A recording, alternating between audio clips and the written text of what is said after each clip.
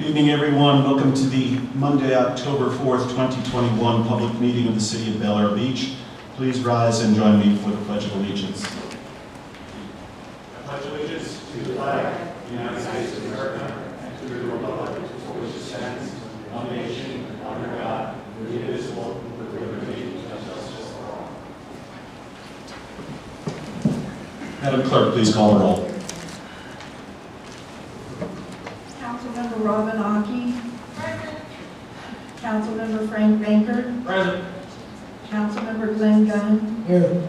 Councilmember Leslie Notero. Here. Councilmember Rita Swope. Here. Vice Mayor Dave Gaddis. Here. Mayor Joseph Manzo. Here.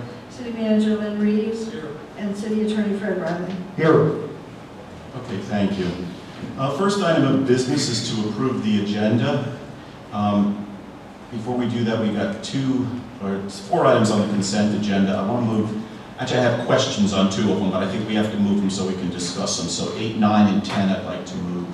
Just question on 8 and 9, 10 a little bit more of a, I couldn't read the attachment, so I'm going to have the city manager explain it. So nothing heavy. I just want to move them to regular agenda. Anybody have anything else? I'll entertain a motion then to approve the agenda, moving those items. Motion by Frank Bankert, your mic's not on, but motion by Bankert. Second. Second by, is that Robin? Yep. Yes, okay. Any discussion? Citizens? Council? All in favor? Aye. Anyone opposed? Passes 7-0. Citizens' comments. Ladies and gentlemen, we're going to invite you to come up here, take 3 minutes, speak to the council on any topic that's not on the agenda. If it's on the agenda, we'll have a separate time to discuss that agenda item when it comes around. So don't come up and speak about something we already have, because you'll have more time later on that.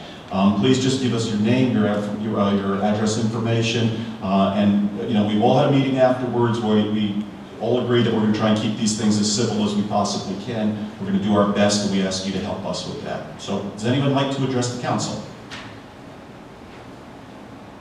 Teddy?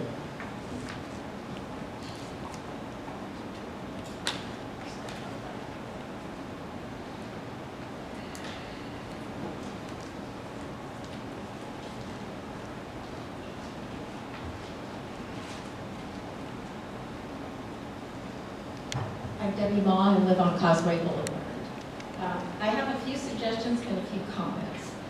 First, regarding the parking lots, and most particularly the crane and heavy equipment at the 12th Street access, I would like to suggest that we have Mr. Riley write a letter to Bel Air Shore informing them that due to their issuing parking permits for construction vehicles and other commercial vehicles in violation of their own ordinance, that we can no longer indemnify and hold harmless Bel Air Shore from claims of injury or property damage on any vehicle in the lot without a Bel Air Beach parking sticker, as well as non-resident pedestrians accessing the lots.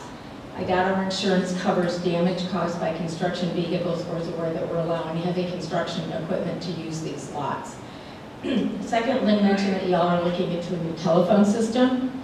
I'd suggest that we look for a system with a feature that will allow you to push out text messages to property owners regarding emergency information. Since we have a significant number of snowbirds as well as renters, these property owners would not see any emergency information posted on our sign. We have a home in Colorado and rental properties there as well. I receive texts from the cities where we own properties regarding fires, snowstorms, COVID vaccinations, freeways, closures, etc. And it's just a really good way, I think, to keep our citizens informed.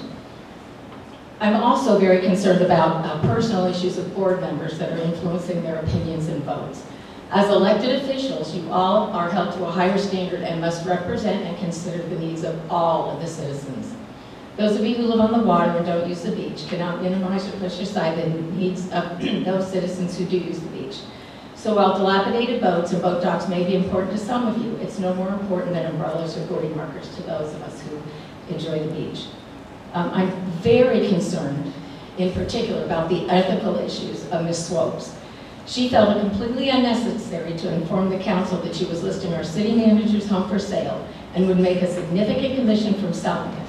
She did not recuse herself from voting on a pay raise and other things regarding our city manager, yet she felt it necessary to recuse herself from voting on the sign ordinance because she's a realtor. That didn't make any sense to me. I believe that she is unwilling to represent the citizens of Bel Air Beach fairly in issues regarding Bel Air Shore. because she's hoping that perhaps she would get a referral, perhaps from Mrs. Colucci on listing a home there.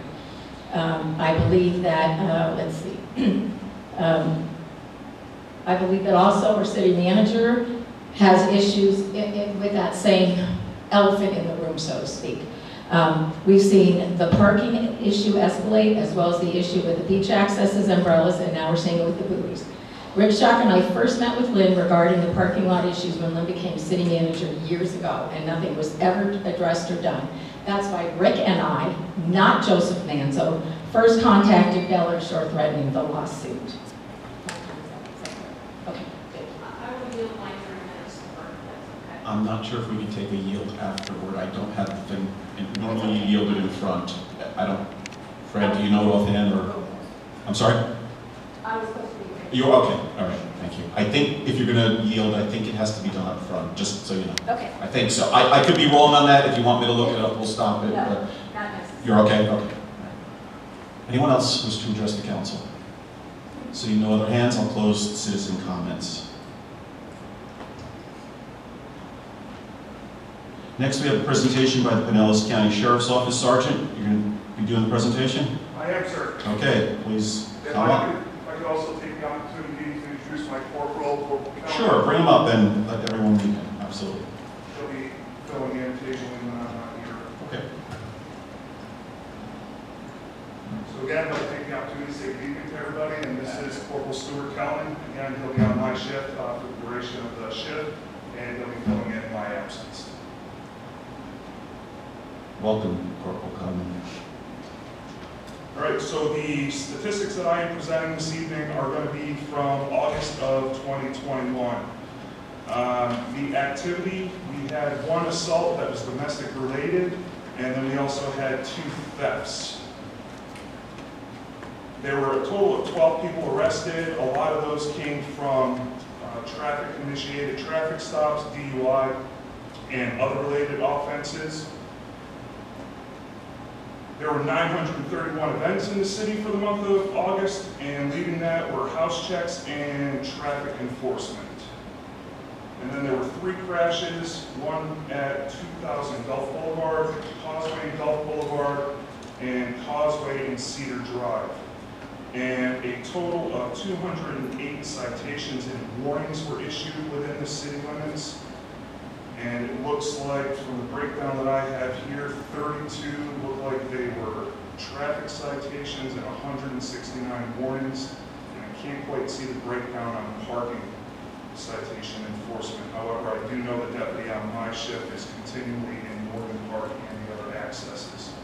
And that is all I have. Thank you, Sheriff.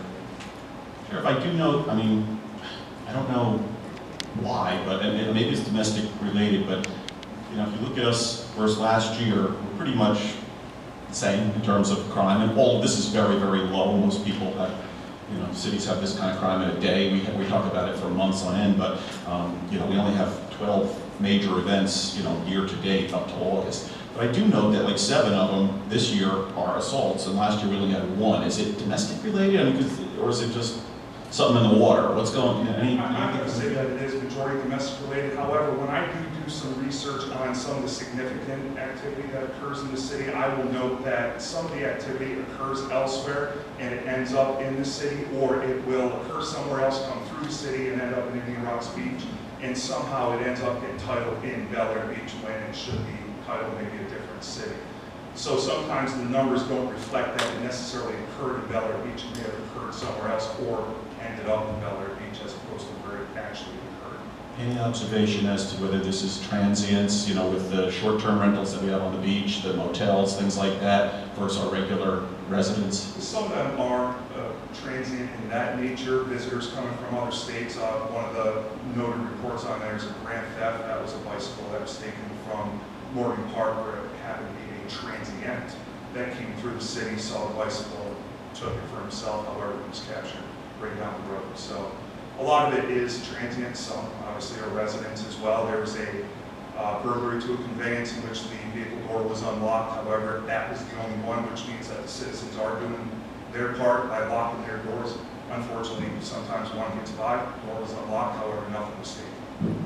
I saw, somebody showed me a video of kids, I don't know if it was here or one of the neighboring towns, and you can just see them, they go around 3 or 4, one sits in the road, keeping an eye out, the other two on one side, 2 on the other, and they're lifting doors at, you know, whatever, 1 o'clock, 2 o'clock in the morning. So you just heard it from the sheriff, lock your doors, we've said it 1,000 times, you don't want to be one of these statistics. Any council comments, questions? Yeah, Frank?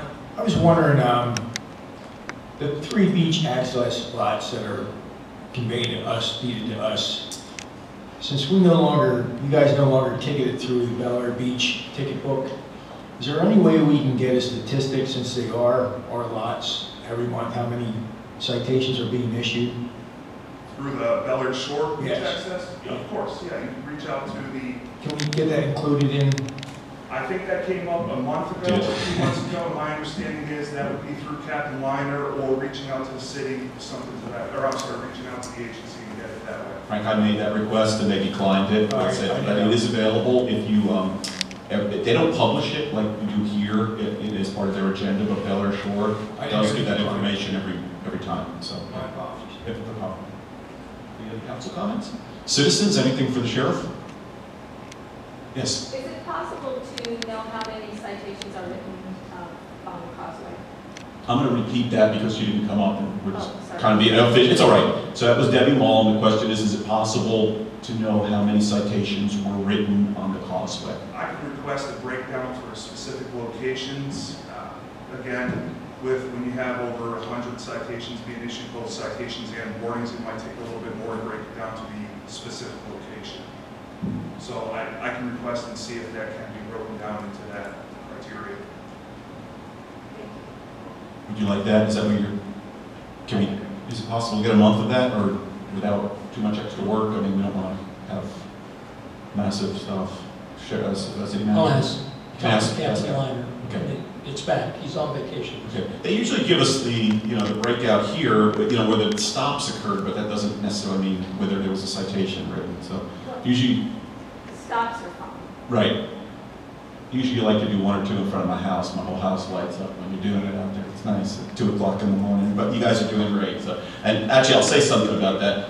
There was one. I mean, the whole house is lighting up, with the blue lights, and I was observing it from the window. I was kidding Captain Liner and said, this is like watching Cops, but I don't have to watch it on TV. The professionalism was incredible. I mean, there were 2 young people. There was some issues, and you had them out of the car, but you could just see it went very smoothly. I don't think they even got a ticket. They just got a warning or something, but you worked through the whole thing, and everybody was, kept their cool and everything. It was, it was late at night, so it was a good job. I'll pass it along. Thank you. Yes. All right, anyone else? Thank you, Sheriff. Thank you. And welcome. Item 4 is board reports. We have Board of Adjustment, Parks and Rec Board, and Planning and Zoning Board. Anyone from Board of Adjustment? No report, Mr. Mayor. No report. That's Michael Kelly. No report from the Board of Adjustment. Parks and Rec Board. Yes.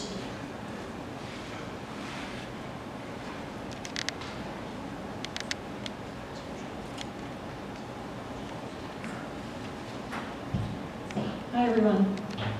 Hello. Just a quick board report from this last quarter. Can you all hear me? Okay, perfect. So, in the last quarter, we had 2 blood drives, so I want to thank everyone that participated. One blood said that 7 donations were made, saving 21 lives in August, and then we had 11 blood donations on September 24th, saving 33 lives. So I'd like to thank everybody that came. And if you haven't done so, or if you don't know a lot about it, you can either sign up online or you can just show up and kind of wait in line. So it just depends on your time frame. But thank you to everyone that has participated, and the next blood drive is Friday, November 19th from 10 to 3 in the parking lot. So. My second item is the beach cleanups have been going very well. This past Saturday was our 5th month meeting on 19th Street. This past quarter we've had anywhere from 11 to 25 people show up on the beach, so it's really great. It's a nice hour, you're in and out, and we collect a lot of garbage, so it's good. So it's a nice way to get to meet people, and I appreciate everybody that's coming out to help. Number 3, so this last Sunday we had our Jazz in the Park event. So again, I think everyone was really happy with the outcome. I know we were, and I'd like to thank my entire board for all their hard work. Everybody pitched in, and time and talent was extremely appreciated. We had about 120 people in attendance, and we sold about $700 in Bel Air Beach merchandise. And everyone was really excited about it, and a lot of people were like, well, we didn't know we had this. Which kind of makes sense because, you know, if you work during the day, you really can't get up to see it. So it was nice that everybody had a chance to see what we had to offer. And we sold out of a couple of the categories, so that was nice.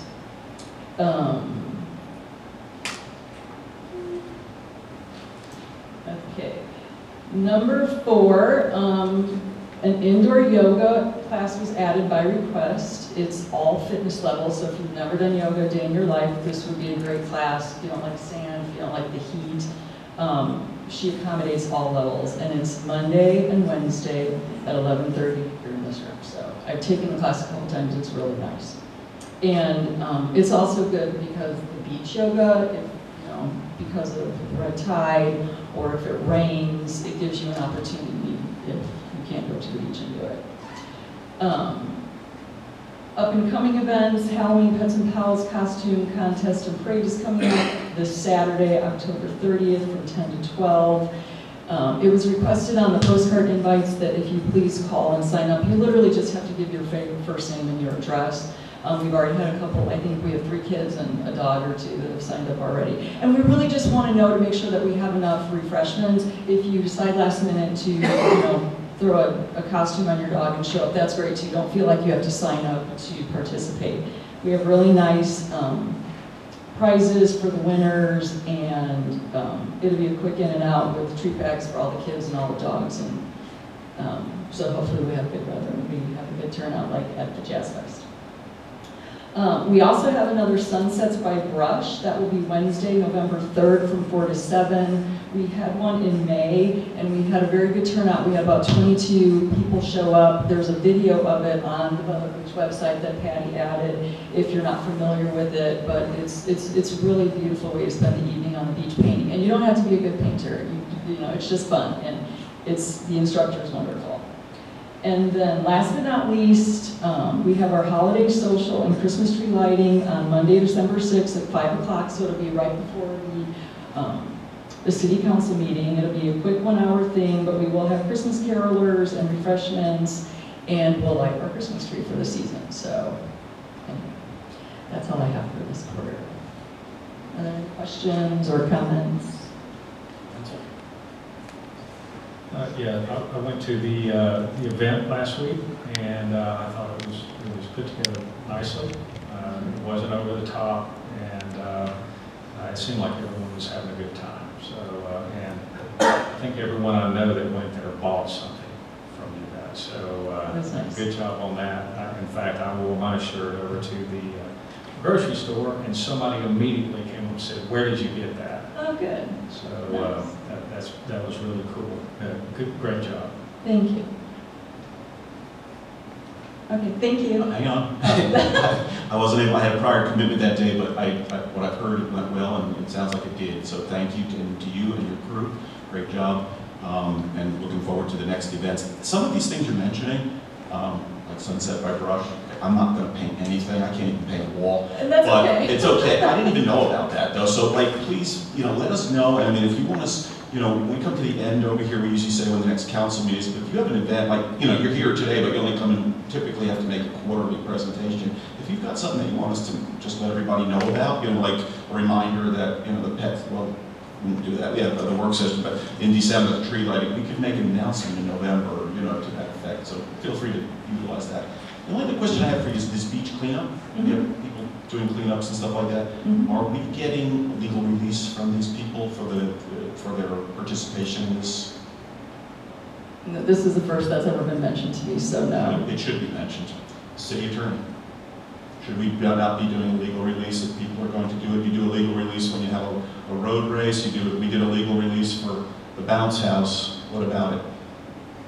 You certainly could do a release if some people are going to be doing something where somebody could slip and fall, somebody could get hit by a car or that sort of thing. So I would get, you know, I have not talked to Lynn about it. I'm sure there's been other instances or situations where the city's used a general participation type release. If not, I know I've done it for my other city, and it's something that you could easily incorporate into your events. And it could be a one-time thing per person. You don't have to do it each time, but just to cover us in case somebody's picking up something and they have a nail go through their arm or something like that. I mean, that they're volunteering here, and it is a city event, so we do have liability at this point. Plus we're in, it kind of gets a little funky if we have somebody outside of the city helping out, because then we're in the lots. Somebody came and talked about liability earlier in those lots where we right now have the legal obligation of what's happening in those lots, parking, and anything that goes on actually. Okay, well, as far as the advertising of the events, they've all been on the city website for months. So if you go under Park and Rec and you click it, you'll see it. There's a sign-up sheet, there's a scroll, my name and numbers in like 3 different places. So all of these things have been on there, and then as we get closer, Patty will put them on the front page kind of flashing. But when they're a couple months out, we only have them, and they've been there for probably the last 6 months. So if they are there, we do utilize what we have. And what's great about, like, however and wherever you stood on the sign that's going in the front, the sign will save, like there were $1,500 in our budget that we had to spend doing the mailers and the signs, which we no longer have to do because we can post these things hopefully on the sign out front, as opposed to spending money. And because not everybody goes to our website and looks under Park and Rec, so yeah, it's a good way to see it. And like, we did put a big sign up, but obviously people don't always go like this, but if it's a flashing sign closer to the street, they might, be more apt to see it, so that's good. And then as far as the liability from, I have no problem with that. And as long as, and it's pretty much the same 25 people, and sometimes they come and sometimes they don't, if they sign the form once. So it really, it's just, you're worried about what's happening in the parking lot, because if they're down on the beach, it's not us. It's parking lot, you step 1 foot on the sand in Bel Air Shore, you're on private property, let's just insulate ourselves. The city manager will give you a standard release. It's nothing, we're not reinventing the wheel here. It's something simple. You've probably signed hundreds of them for any event that you did. I bet if you go to that yoga class, there's a release there. Oh, there is, yeah, that's fine. Yeah, that's fine. Yeah. So that's all we need. It came to mind, and thankfully, everything's really went well. So. Yeah, it has. Okay, perfect. Great. That's no problem. So any comments from the citizens? Thank you. Okay, thank you. Have a good night. Yeah. Planning and zoning? Mayor, No one here. Chair Infeld said that he had no report. No report, okay.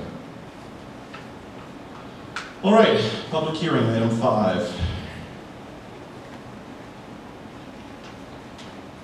This is consideration of ordinance 21-07, an ordinance of the City Council of the City of Bel Air, providing for an amendment to section 18-5 of the City Code of Ordinances pertaining to time for qualifying, providing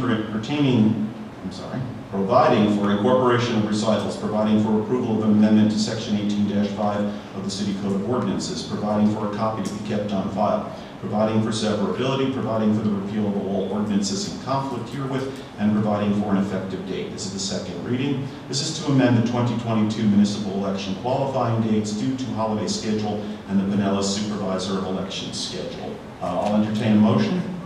Motion by Frank Bankert. Second. Second by David Gaddis. I'll open it for discussion. Frank?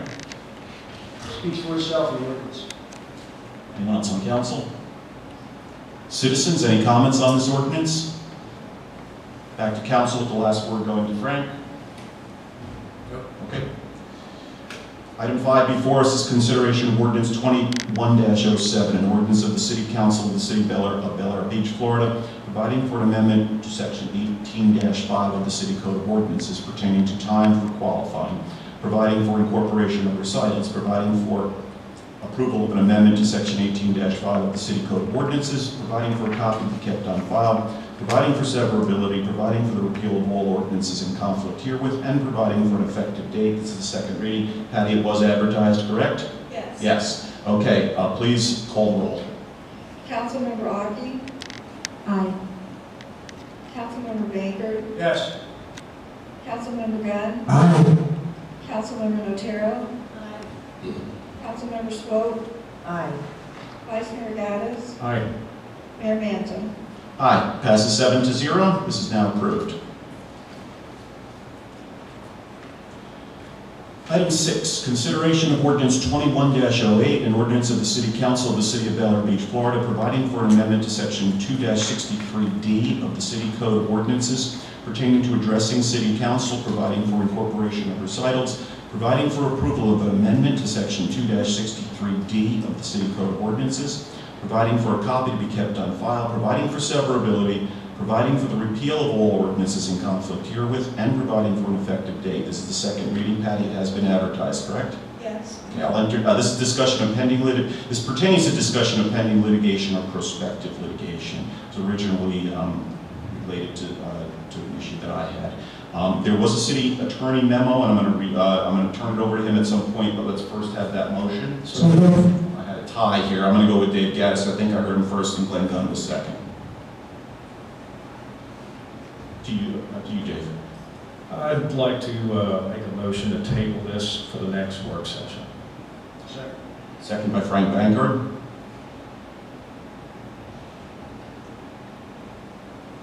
I believe there's a discussion on that. Hang on.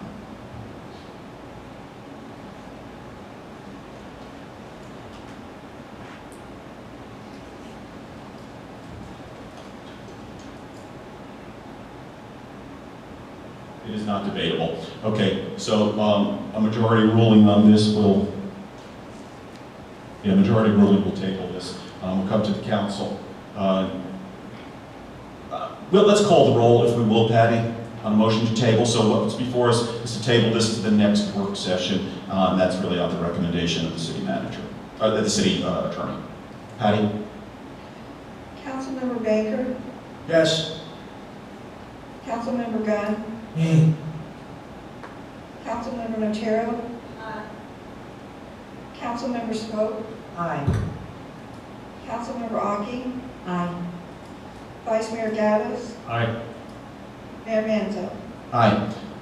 So by a vote of 6-1, this is the motion to table passes, and this will be tabled until the next work session.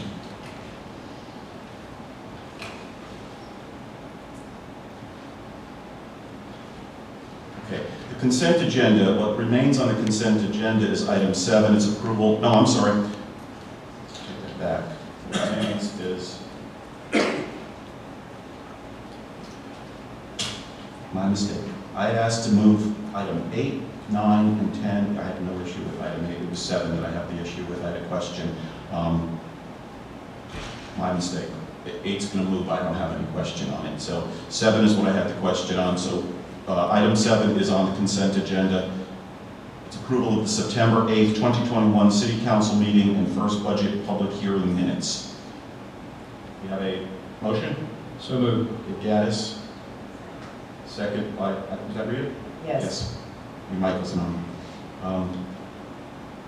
Okay, it's consent agenda. There's no discussion on it. This is a approval of the September 8th, 2021 City Council meeting and first budget public hearing minutes. A yes vote approves that. I'll do a voice vote on this. All in favor? Aye. Anyone opposed?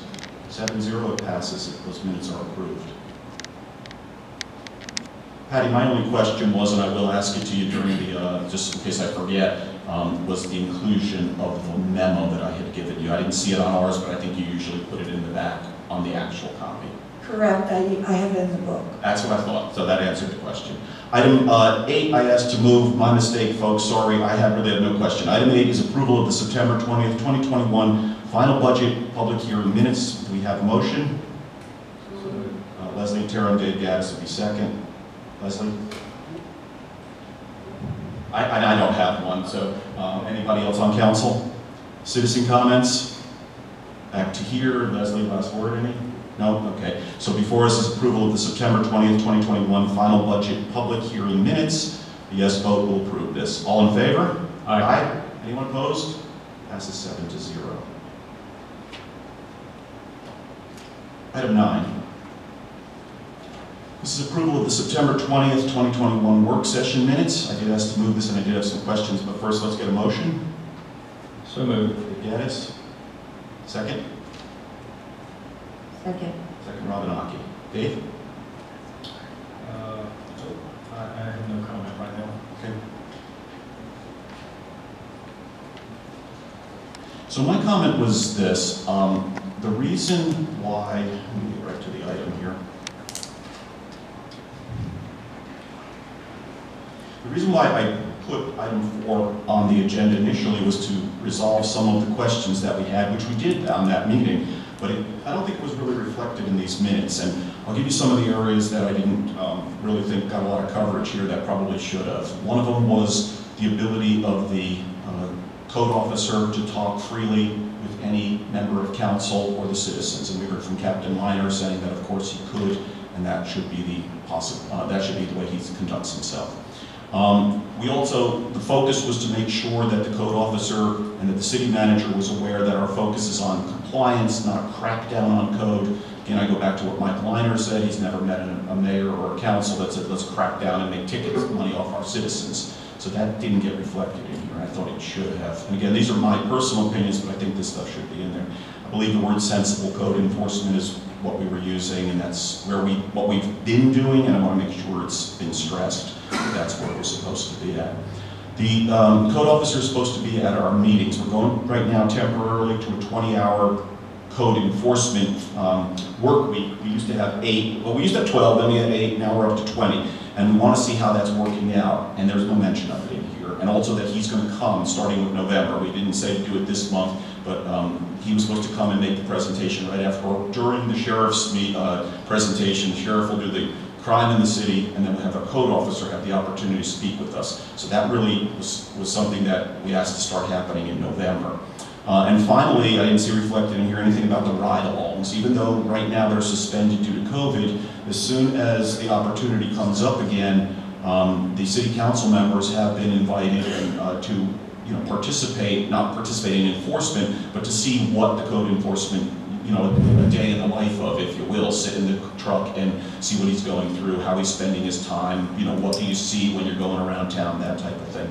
And I can see that reflected in here. So my request is that we revise the minutes to add some of that stuff in, because to me that was the most important stuff. That's why I called it. I think what we got in here was just, a lot of stuff that we probably already knew. But we did affirm where we're supposed to be going on it. So that was my takeaways from this, and even if it's not in there, I think it should at least be highlighted that those were the concerns, and that's what I was raising. Anyone else on council? Citizens? Back to council. So I'm going to ask that either we voluntarily do it, or we can entertain a motion, or we can have incomplete minutes. I'm going to have a problem if we have incomplete minutes, but I think we should either table this one or move it to, or revise it. I don't think we can pass it the way it is. That's my feeling.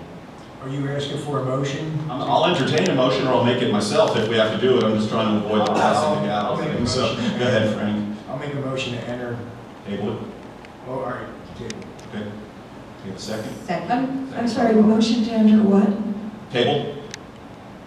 Just table the approval pending, maybe just have another listen to that tape maybe and see if what I was recalling is, if you think those are highlights. Okay, I don't put every statement that everyone makes.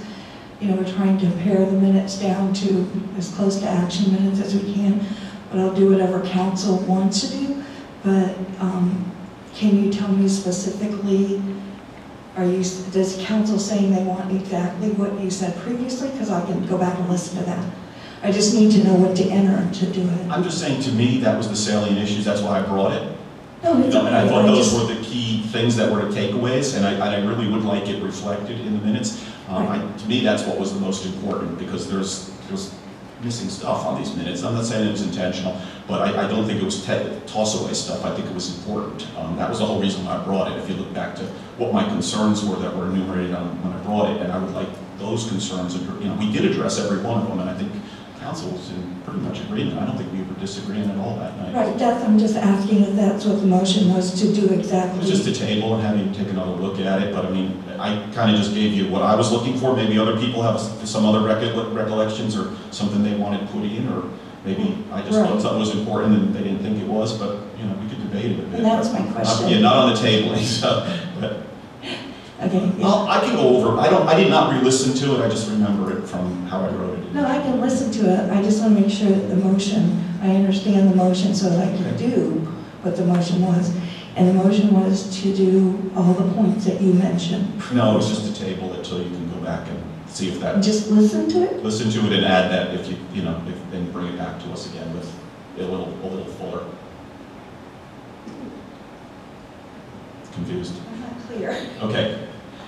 What do we want to add? That's what I really need to know. Well, I can only speak about what I wanted to add was. Mayor, 4 or 5 things. Point of order. We're not supposed to be any discussion. It's a- I'll it's a talk to motion. Patty, I know what you're asking. You're right, there's not supposed to be discussion on motion to table. So we We'll have take care. to We'll vote take on care. that. So that motion is valid. Let's do a voice, I'm not gonna do a voice vote, let's call the roll on this one. This is the motion to table only, okay? Then you and I can go over, I'll talk with you, how's that? Okay. Okay? At least what I was looking for, and if people don't like it, they can strike it out that next time, okay? Okay. So motion to table, this is tabling it only. Okay? No, it's already seconded, if Patty's gonna call the roll for motion to table.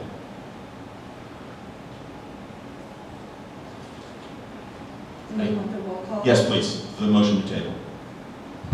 Councilmember Aki? Aye. Councilmember Baker? Yes. Councilmember Gunn? Nay. Councilmember Notera? Aye.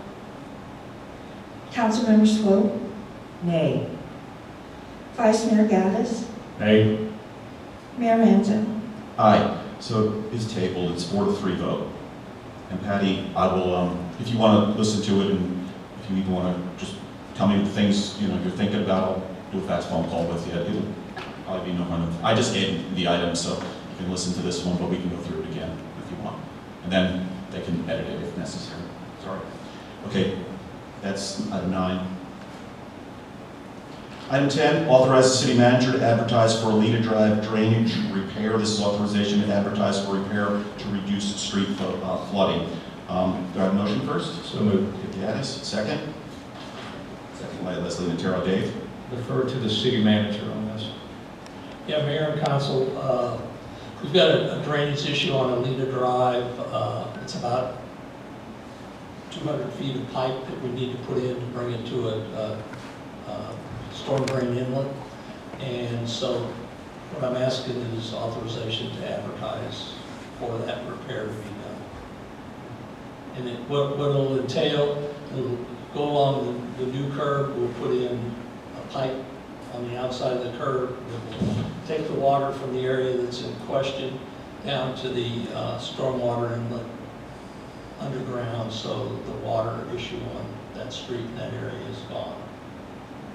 Was this the reason why I moved this into discussion? I don't know, maybe my eyes are going at 63, but I can't see this. Okay, this is like in microfiche, if anybody remembers. That's what they sent it to us, unfortunately. So that's why I needed you to explain it. So Yeah, it's a couple hundred feet of pipe that we're going to put along the curb to run it into an inlet. So there'll be an inlet at, I'm blanking the address, but there'll be an inlet, then go down the street to the stormwater box, and then go back into that. Because there's an issue just in this, actually it's really more in front of 2 properties on the, let's see, it'd be on the north side of the street. So this is the way to fix it. We had the engineer look at it. We did a survey, did the elevations so we can get the water flowing. A lot of the water that goes there is from irrigation lines, irrigation. People are irrigating, so it stays there all the time. So when it's puddling up, it's pooling up, is what. And when it rains, it stays and gets into the middle of the street. We want to fix that. Council? Is it just 2 homes? It's 2 homes that it's puddling in front of, but we need to get it to the stormwater inlet. The only thing I'd like to add is there's a house on 5th Street, a resident reached out to me, I think some of other council, that I call Miami curbs. I think it needs to be shaved down to get rid of their water. I think if we're doing something like this, we ought to be addressing that too. Yeah, the one on Fifth Street, you said? Fifth Street. Yes, Fifth Street. I don't know about that one, I'll send you. the Amherst. I'll give you one, right in front of my house. Ever since they replaced the valley curbs a couple years ago, I could play billiards at so level in front of my house. The water actually cools up and it evaporates. And that's fun in the middle of Florida summers when it's really gross. I mean, it's just smelly and dirty, and there's no pitch. There was, but there isn't anymore. So the guys, when they installed it, like, didn't pitch it. So it's probably the same, sounds like the same thing Frank is talking about. And it's definitely, I mean, it's not like it's flooding into the street, but it's probably breeding mosquitoes. And that's exactly what it is. It just lays right in front of that property because the curb's actually a little bit low. Well, your curbs were probably replaced 5 or 6 years ago, Yeah. at least. It's not under warranty, but it wasn't noticeable at first, but it definitely happens. So, anyway, okay. Citizen comments on item 10. Yes, sir.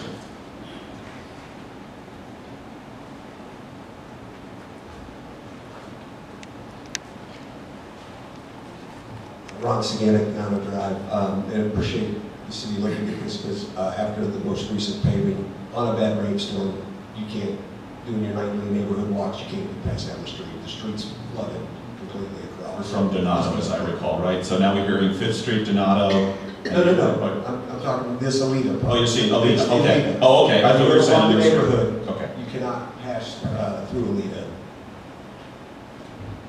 Any citizen comments?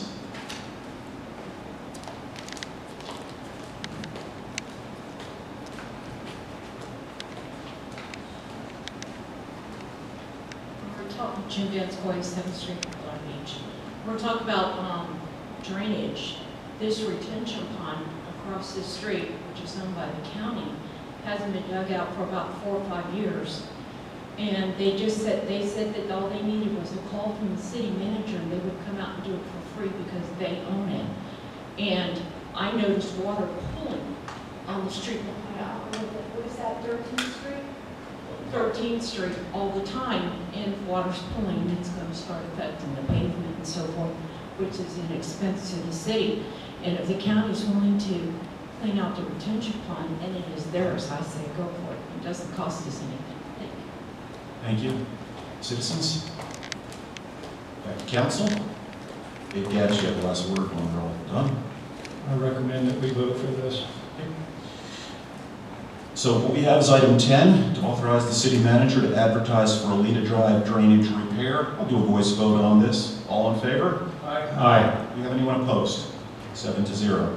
And you got a few more there to look into, Mr. Reeves, but that's not part of the resolution. All right, regular agenda now.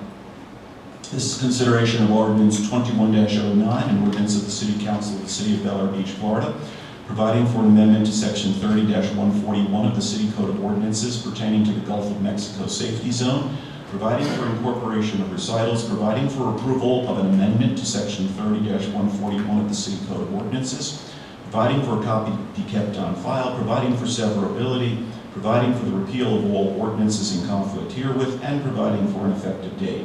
The description is to create a designated safety zone within the corporate boundaries of the city, and I'll just add the city of Bel Air Beach.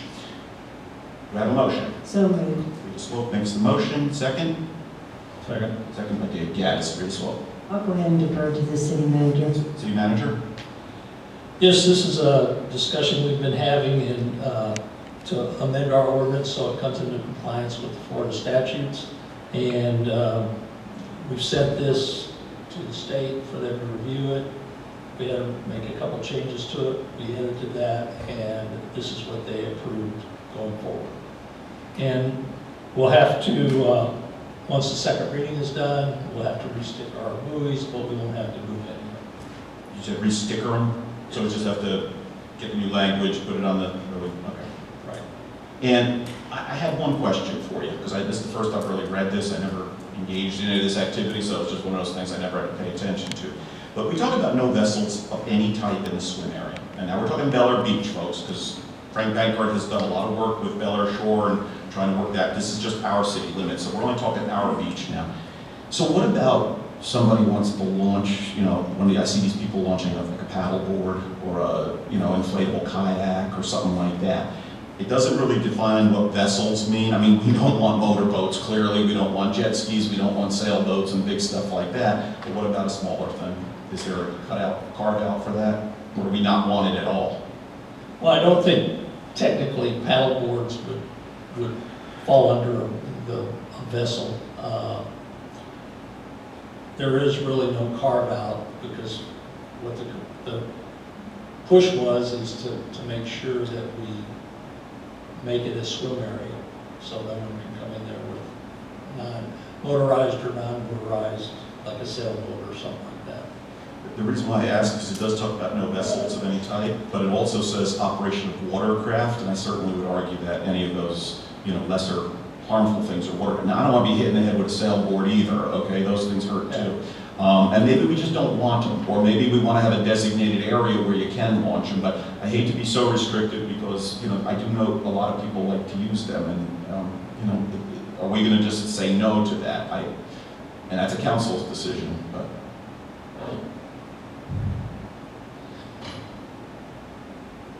Fred, do you look like you want to say something, or you want to jump in, or if you circle back?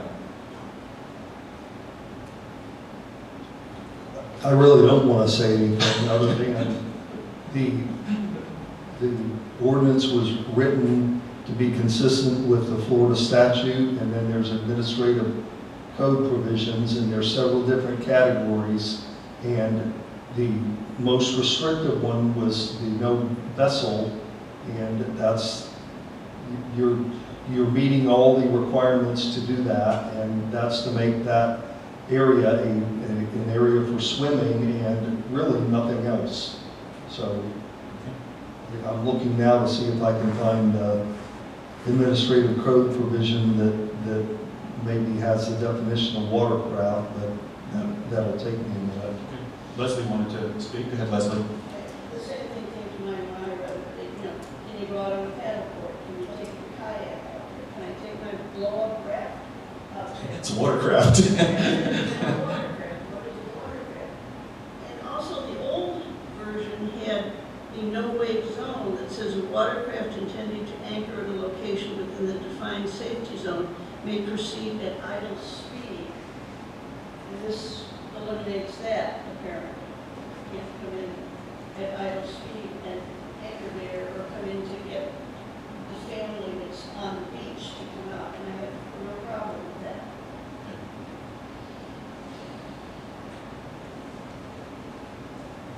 Council, any other comments? I was, whenever I was participating with the beach cleanup, I looked down Bel Air Beach, I looked at our shoreline. I didn't really see a problem with it. We had buoys everywhere, and it was clearly marked. I understand the need for this, but I'm also wondering if we're not over-restricting ourselves. So that's my input on it. I'm not sure I'm understanding the over-restricting how. Well, if we're not being very clear about what a vessel is and what type of vehicles can be used on the beach, I might be one of those people that wants to pick up my family. So do I want them swimming all the way out to the buoy? Probably not. So I understand. So you're in agreement with myself and Leslie. Yeah, I mean, look, I don't want to make a criminal out of, I don't want somebody, you know, I don't see too many people. There used to be a thing called windsurfing. I don't see too much of that anymore. But you can go really fast with that, and they probably shouldn't be doing it. But somebody kayaking, or like, you know, like Dave Gaddis is talking about, if you're coming straight in, you know, at basically a no-wake speed, and you're picking somebody up, I mean, you're not boating in the area. You are, but you're not. I just don't want to. I don't want to be like some cities that ban everything, and then you can't do anything, and you can't have fun in the water. Obviously, no one's advocating that motorboats or jet skis should be running up and down at full throttle or anything close to it. But I don't want, you know, Leslie goes out in her raft and somebody comes along and says, you got a watercraft. That's not what this is intended for. Well, I think that just to clarify something, the issue right now, they can come in there idle speed, okay? But the issue is that keeps being brought up is, well, the idle speed guy might speed up, and we can't control that, you know? If the council wants to do something else, that's fine. I'm just trying to, Councilmember Bankert brought up the issue with the buoys. We've got to get ourselves in compliance, and with the statute that changed some 10 years ago, and whatever we want to make it, if you make it a, what is it, idle speed or something like that, then you still got the same problem with the boats. So, you know, really it's, you're not going to win either way. Brett? Okay, I'm looking at the administrative code provision that includes definitions, and there are several definitions of different classes of prohibitions. So let me read just a couple of them. One is no power-driven vessels. Another one is no internal combustion motors or no motor zone. There's also a vessel exclusion zone, and that includes no motorized vessels or manually propelled vessels. So there's all sorts of different classifications, and the most restrictive is the no vessel, which establishes a swim area, and that's to achieve the objective that Councilmember Banker was most concerned about, which is anything being in that area. So if you want to recede from that slightly, you can. You can use one of the other classifications if that's what you want to do. But that's a decision that council would need to make, and ultimately the choice that you make for the ordinance would have to be correspondent with the manner in which the buoy is labeled. Frank, you are probably, you know, the most expert of everyone on this council, just due to the amount of effort and research you put in. You know, again, we all know, you know, motorized, you know, heavy motorized thing, that's what we don't want. We don't want somebody killed. But if you get hit in the head with a kayak, you're not going to get killed. You may not want to get hit in the head with a kayak either. So I guess I'm asking you, you've done a lot of research, what have you seen out there? Is there, you know, do other cities just ban it entirely? I know across the street bans it entirely, but what have you seen in other places? Well, first of all, to clarify this, I brought up the removal of the buoys from First Street, Bel Air Shores to 17th, well, there is one 17th Street because of the safety issue. I have a problem with this whole ordinance because last month it was brought up that other towns are being looked at now that have it corrected. So I went to the FWC, I asked them, that's Florida Wildlife Conservative Commission, asked for a public record of any towns being addressed since I think June 1st or whatever, to change their ordinance like what they're forcing us. They sent me 3 links which were corrupt, okay? But again, being retired, I think I was able to crack some of these links. But I asked again to have it sent in a PDF, since the PDF is supposed to be a government software item to review. Nothing but crickets. So here's the big problem of equal protection under the law. Why are we being picked on, right? Look, I would love to see all the motorized watercraft staying out. I got a picture. I was in my office today, 6th Street Beach, okay? That's my name. She's a doctor. She can attest. Okay, all right. This boat was 10 feet fishing, motorized and pulling all the way up through Bel Air Beach. Okay, all right. 2 fishermen, they weren't paying attention. One of the residents came up and said, "Excuse my French, what the hell is this going?" All right, do you need pictures? I said, I already got it. So, no one was really in the water today in my area. Up there was. But, again, why are we being picked on? and other communities are not. Of course, this statute was changed over 10 years ago. I only want the safety zone put back that protects the people that live from 1st Street and Bel Air Beach to 20th Summer Street that go on that beach, all right?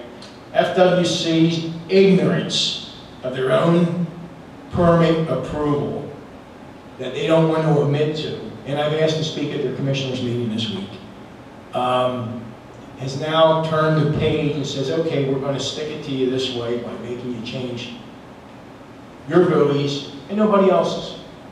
So that's what I have a big problem with. And I think we should be looking in maybe a legal action against them for allowing, permits have to be inspected every 3 years. It was changed in 2010, so at least 3 years, or at least 3 inspections went by, and they approved an illegal permit.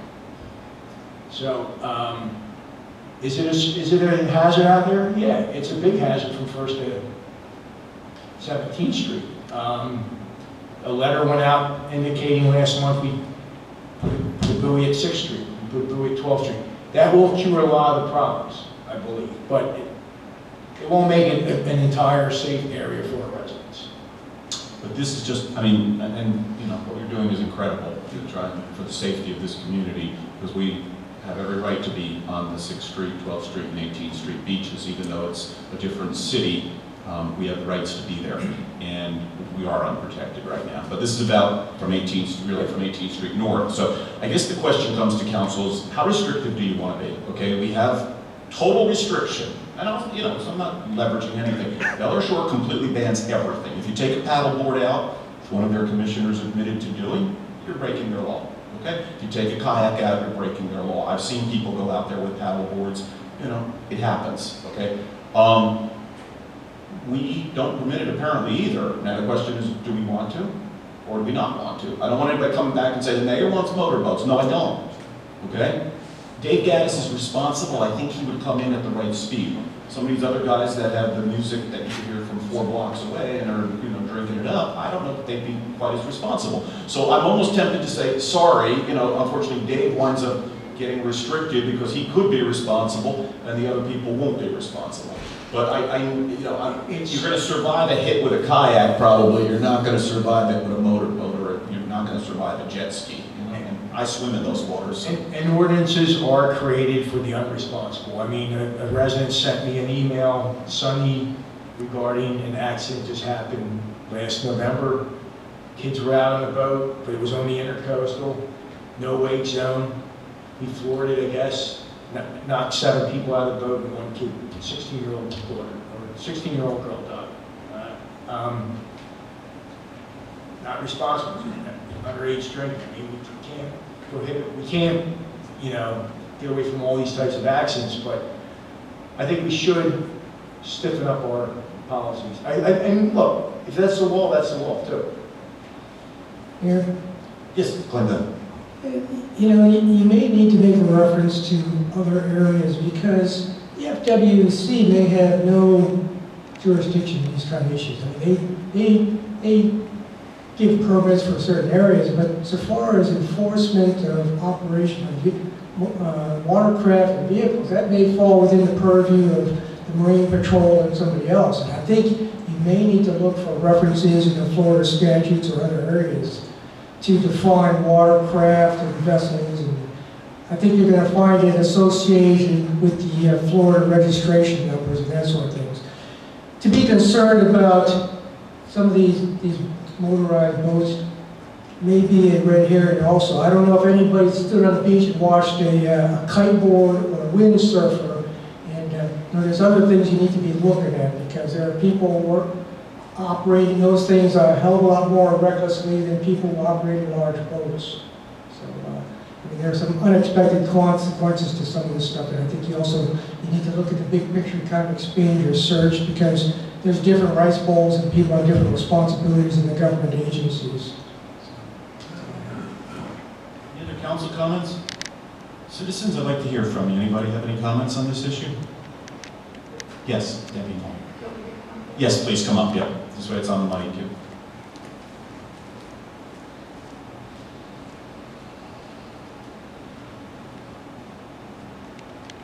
I think there's some other things that we might need to consider so that we're not coming back to this issue in a year. First, I do paddleboard, and I do paddleboard off the 12th Street. I just do. But I think that paddleboards and kayaks probably are not, you have a little more control over those. I also have a kite, but I quit kiting here years ago because it's not safe. There's better places.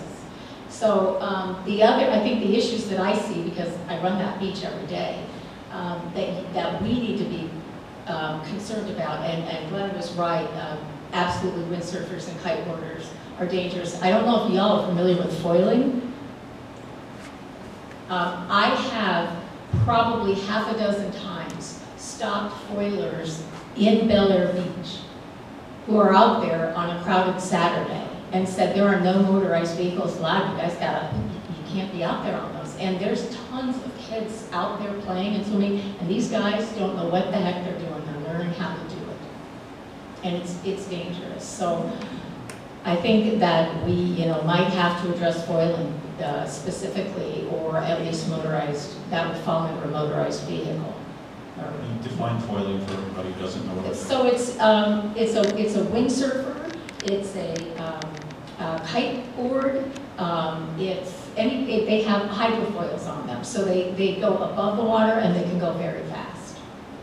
It just makes it it shortens the learning curve, and it's a little easier to operate, and you can go a lot faster. But I don't think personally that they belong in an area where there's people swimming. I know that I'm not going to hurt someone with my paddleboard, but like you said about Dave Gaddis, we're probably a little more conscientious than maybe some other people out there. But foiling's dangerous with swimmers. So I think we need to at least look at that. Roger?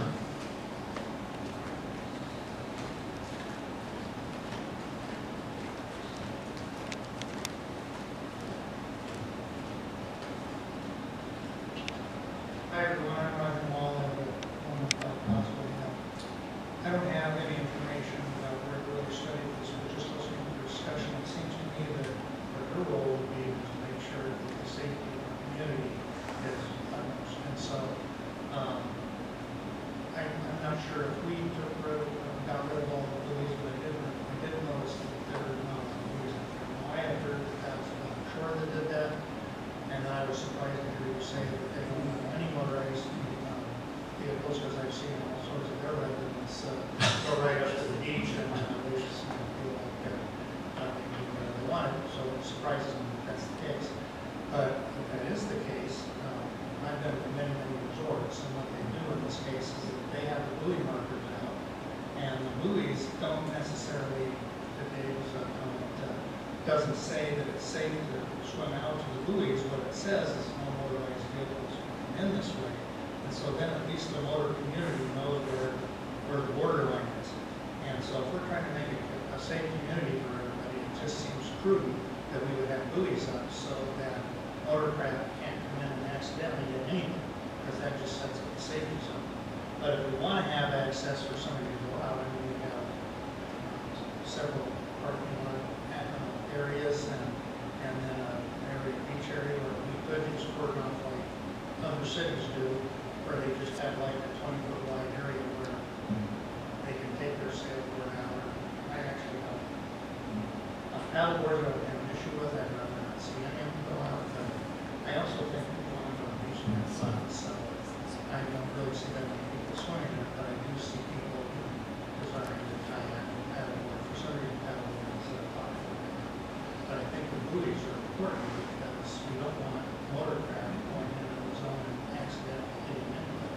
And that just sets up a safe number. So I would go with you, right? I think the buoys are a good idea. But thank you. Thank you, Roger. Any other citizen comments? Jim?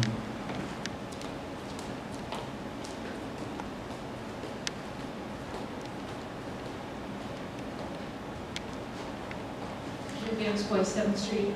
I was at Clearwater Beach just recently, and they actually had poles set in the water with those safety signs on them. So what is the difference between that and a buoy, and maybe that could be a possibility, and just have a permanent structure out there, and then we're just replacing a sign. And that way we aren't going back and forth with the buoy issue. It's something to think about. Thank you. Thank you. Rick?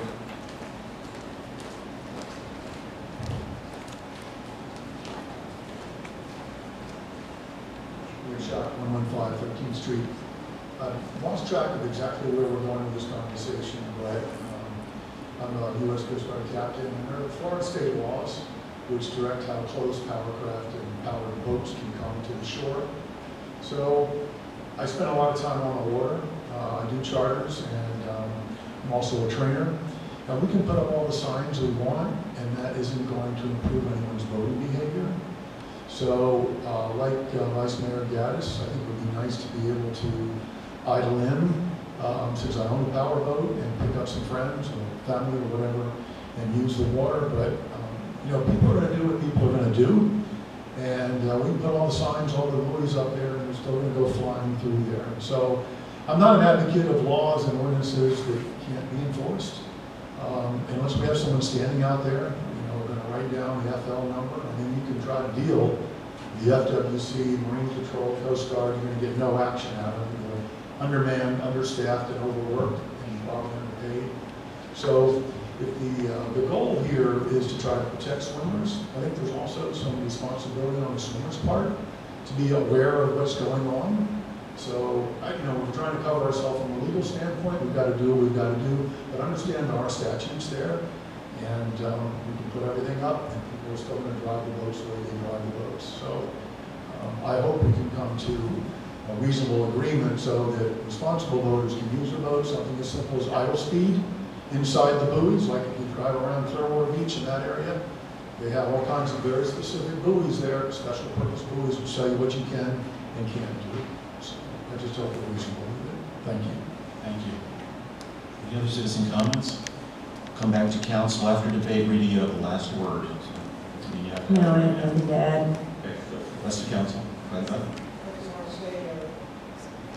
Rick made some great points. I tried to drive that home about the personal responsibility and the false sense of security. And my analogy is the bike lanes on the bridge there. That little thin painted line that says bike lane is not going to protect you. All you got to do is look at the curbs there, look at the speed marks that go up on the curb there as you drive across the bridge, and it drives home the point. So it's a false sense of security, and personal responsibility goes a long ways. Thanks. Glenn, by the way, I took you up on that offer. I'll never ride a bike on that bridge. I mean, there's marks all over the place. You take your life into your hands. But that aside, where I was coming from with this thing, and we kind of got a little bit into some discussions, but right now, the way I read this, you really, you know, we heard some people, they have a paddleboard. Leslie might want to take a raft out. I have a kayak, I've taken it to the beach once, okay, but you can't do that the way I read this, okay? So it's okay if that's what we want to say as council, all watercraft, all vessels are going to be prohibited, and I'll argue that all of this stuff, I don't think a little kid's raft is going to be a big issue, but any other watercraft, if you're sitting on it, you're standing on it, it's a watercraft. And so if we want to say no to all of that, which is probably what it says already, but if we're going to continue with that, that's fine.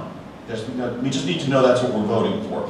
If we want to have carve-outs, and like the captain is talking about, you know, there are places where there's designated stuff. I've been to resorts where they have jet skis going off from the resort, but it comes through in a certain area. It doesn't come through any place. So, and you're not going horizontal to the coastline. You come in straight in. In fact, if you do anything else, they'll throw you out of the resort. So it's, you know, it's just a question of what we want. I don't want to overcomplicate it, but I don't want to see somebody innocently taking a paddleboard out and then they get nailed. I understand enforcement is basically non-existent, but it's still, if you put it on the books, it's a law, and you know, then you're subject to everything that goes with it.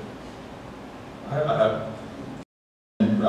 okay. I think that there are some valuable efforts made here that are needed just to bring us into compliance with our buoys. But I think also it's a little gray and possibly a little overreaching. I think that this needs work. Fred, you were next, yes. Well, let me read to you several things so that everybody here understands what's being discussed. In section 30-141A, which is the code provision we're dealing with, it says designated. There is created a designated safety zone within the corporate boundaries of the city, extending 100 yards from the shoreline into the Gulf of Mexico and running parallel to the city's shoreline along the Gulf of Mexico. The designated safety zone shall be a public bathing beach, and all vessels of any type are prohibited from entering the marked area within the designated safety zone. The language that is in that provision, and there's more later on, but that's the language that's consistent with the statute and the administrative code. So let me go again to the administrative code, and I'm going to read to you two of the categories that I had mentioned a few minutes ago. First category is no power-driven vessels. That is defined by all vessels equipped with any mechanical means of propulsion must turn off the mechanical means of propulsion and, if possible, to do so, tilt or raise the mechanical means of propulsion out of the water. The use of any motor, including an electric motor, is prohibited. The next one is no internal combustion motors or no motor zone, which is all vessels equipped with internal combustion motors, e.g. gasoline or diesel motors, for propulsion must turn off the internal combustion motor and, if possible to do so, tilt or raise the internal combustion motor out of the water. The use of electric motors is not prohibited. And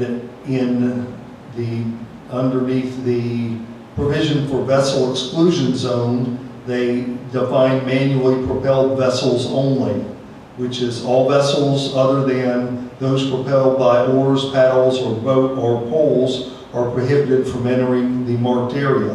Vessels equipped with sails or a mechanical means of propulsion may enter the marked area only if the sails or mechanical means of propulsion is not in use, and if possible to do so, the mechanical means of propulsion is tilted or raised out of the water. So there are several different categories that you could select to achieve whatever you want to achieve, and your buoy will have to have a corresponding designation with it.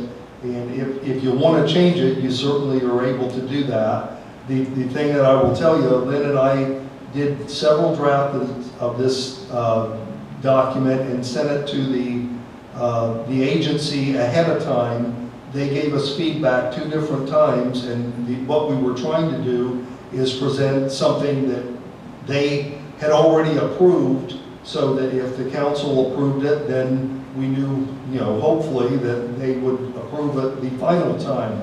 If y'all want to change it, my suggestion would be to consider one of those other categories, and instead of passing anything tonight, give us direction on how you want to change it. Then Lynn and I would revise it and send it back to them to go through this again. One of the times that we sent it in, or with the no vessel designation, they sent it back and said, no vessels mean basically no vessels, nothing. So that is the most exclusive or exclusionary category, and the practical comments that have been made, I'm not going to discount at all. Those are practical comments, and they're probably valid. What you're trying to do is make whatever buoy designation you select consistent so that you comply with state law and you achieve what Frank has been trying to achieve all along, which is the highest degree of safety for the people in the community. Fred, and we can't fix this tonight because this is an ordinance change, so it's advertised, it's put out, so we would have to take this back to a work session. Now, when you were reading those different possibilities, the third one I was listening to, and I'm like, yeah, that's very good. That's very reasonable. It allows you to get that paddle board and the raft, and it doesn't, if you got a canoe with oars, you're good. but that's a lot to fit on a buoy, you know, so, as opposed to no vessels. So, you know, I don't want this to get overcomplicated, because we don't like that, right? But then, you know, we don't have to be, we have to decide as a council whether how restrictive we want to be. I just think, I'll take the vote on it tonight. I think we've debated this quite a bit. I mean, again, we can keep going around, but if we're thinking about changing it, we might want to either, if we turn it down, it'll go back to work session for more work. I think we need to pass something, but I don't know that, I'm probably not going to vote for this the way it is, because I think it is too over-restrictive. I want to see, and I have no dog in the fight, but I saw a guy with an inflatable paddleboard the other day, and he was falling off it, and he was having a fun time trying to stand on it. And I'm like, that looks like fun. And I don't see that you should not be allowed to do that. If you have common sense, go away from people and go out and launch it on Bel Air Beach. We've got a lot of space there. You know, I go fishing sometimes. I don't fish in the middle of the easement or our property. I walk down 3 or 4 houses so I don't throw hooks into people's head. I've been hooked with people that are less intelligent, okay? Because they'll throw the stuff out. They don't care. But, you know, again, it goes back to responsibility. To me, it looks like it should go to a work session, but we'll do what the council wants to do, but we're coming around for debate again. Right? I'd like to table this until other towns are subjected to the same procedures that we are by the FWC. It can be tabled until somebody brings it back up. We can't, I mean, anybody on the council can bring it back up at another work session or motion. So you can table it for tonight if you can get the votes, but if that's what the motion you want to I'm make. making a motion to table. We have a motion to table. Do we have a second? Second. I have a second. There's no debate on it. Patty, let's take this one by the voice, if we will. This is a motion to table. If we do, we'll table this to the next work session. Councilmember Gunn? Aye. Councilmember Notero? Aye. Councilmember Swope? Aye. Councilmember Aki? Aye. Councilmember Baker? Yes. Vice Mayor Gaddis? Aye. Mayor Manzo? Aye. 7-0, the motion is tabled. This will come up at the next work session. That concludes our regular agenda. Item 12, do we have any unfinished business? City Attorney, item 13.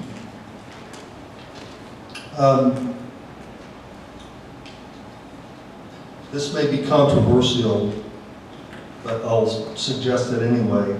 On the inspiration of Councilmember Banker, I recommend the council consider a policy for staff to wear relaxed clothing to city council meetings.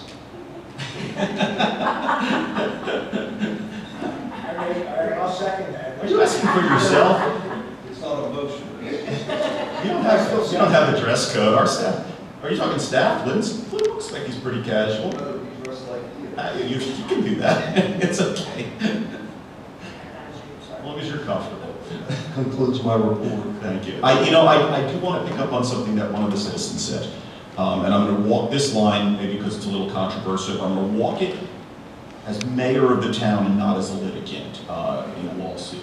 So she brought up an issue. We all know about this 60-ton crane that was in the parking lot. 100 ton. How much? 100 ton. Actually, 125 ton. You know, when I got the enhanced digital photo of it, guess what? They were taking up two, you hear this, Sheriff? 2 handicap spots. 2. They're not even supposed to be taking up 1. And I can't believe that nobody saw that. So here's my situation. As the mayor, as a council member, my responsibility is for the safety of the city and the adherence to our contracts. And if you read the interlocal agreement, which I probably have memorized at this point, the interlocal agreement makes us, at Bel Air Beach, indemnify Bel Air Shore for all liability that occurs on the 6th Street, 12th Street, and 18th Street easements. There is no way even if they have the right, which is the topic of the lawsuit, that we'll deal with in court, but even if they have the right with a liability kick-out like that to Bel Air Beach, there's no way any crane should ever be there. There's no way NFL films should be there unless we're making our people cleaning up the beach sign release. There should have been a release and probably an insurance policy that named us as named beneficiary. we could be talking serious death with a crane, okay? Not to mention the fact that they broke one of the real rules you're not ever supposed to break.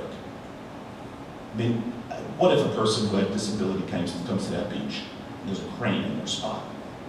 Not cool. So that's an aside, but the liability issue is a city issue. We have an interlocal agreement which we have agreed to pick up, basically indemnify Bel Air Shore. And if they're going to park cars there, which they intend to do, let me tell you, they will park cars until next July when we get a decision in this lawsuit. They're going to keep parking their cars there. So the question is, we have an indemnification thing. If somebody parks their Maserati there, or they park their van from their mechanical company, and it gets dented, Lynn reads the bill and say, Lynn paid us. Why are we doing that? Why? So that's all I'm going to say. It's a city liability issue. I'm not going to vote on it if you bring something up anyway, but we do have a liability. I think you have a liability issue, so I just want to toss it to you for thoughts, comments, research. Table it, and I just want to bring it up. A citizen brought it up. You want me to comment on that? If you care to, it's just there was a topic, it was brought up, and I thought it was valid. At the last meeting, this topic was discussed, and if the city council wants to give direction to me, and I would suggest it be direction to myself and the city manager, we would address the issue, and we would write an appropriate letter asking for the other city to comply with the agreement and comply with their code provision. If y'all want to direct me to do that, then that's fine. I didn't ask for that. I just want to be really clear because that's the gist of what I'm suing for. But I'm asking I'm giving you a response to the what you presented. I remember I said I was going to walk a fine line, so I'm going to keep walking that fine line. I was asking strictly about city indemnification. I'm worried about that we have an indemnification policy. Our expectation was that it was going to be Bel Air Beach residents only. The other city, I can tell you, I'm not letting any cat out of the bag, the other city does not believe that. They believe that, irrespective of any ordinance they may have, that they can let anyone use that lot that they feel like. And they have. I've got a whole bunch of litigation documents that prove they did it. We've all witnessed it. Question is, now that we've graduated to cranes and semis, I was there for NFL films. I got pictures of the trucks. We're not talking about little, pickup trucks anymore. Not that I want to be hit by a pickup, but these were big trucks, and that surely was a big crane. So, that's what we're dealing with. The question is our indemnification for the city. Right now, the way I read that liability, it is solely our responsibility. And is that something that's sitting well with us given the way things are going? From a liability standpoint. I don't know whether you tackle that thing. Somebody said, stop the interlocal agreement. I don't think that's a good idea, but we have a situation here where they're enjoying it and they're holding parties and they're holding fundraisers and they're holding, they have the wedding. I mean, so. Well, I've read the indemnification provision a number of times. I don't remember it off the top of my head in a verbatim way that I can give you what I would say is very specific legal advice on it, other than I don't think the indemnification obligation is, normally when you indemnify somebody, it relates to your action, okay? And if another city is doing something, then I really don't see it as broadly as you probably do. But again, having said that, I think it is totally within reason to address a letter to the other city that has to deal with the lots and ask that they comply with the agreement and they comply with their own code provision. Those two things are completely reasonable, in my opinion. Council? Yeah, Glenn. I was going to say a question for the city manager later, but this is a good opportunity. I can cite verse and restriction for the safe operation of wide-body aircraft that are much bigger, much heavier than those cranes. But I know nothing about the operation of heavy equipment and cranes. So my question is really, we're talking about indemnification and responsibilities and who's the deep pocket. My question is when it comes to the operation and certification and licensing and permitting of these equipment, what's there? I mean, when somebody shows up at our doorstep and says, you know, we need to bring in a crane to do something and we issue a permit, do we ask for bonding and insurance and what is out there? You know, when somebody comes knocking on our door, I imagine OSHA's involved in that stuff, the state licensing boards are involved in that stuff, and I imagine there's all kinds of other federal agencies that regulate and monitor the operation, safe operation of heavy equipment like that, like they do the FAA and that kind of thing.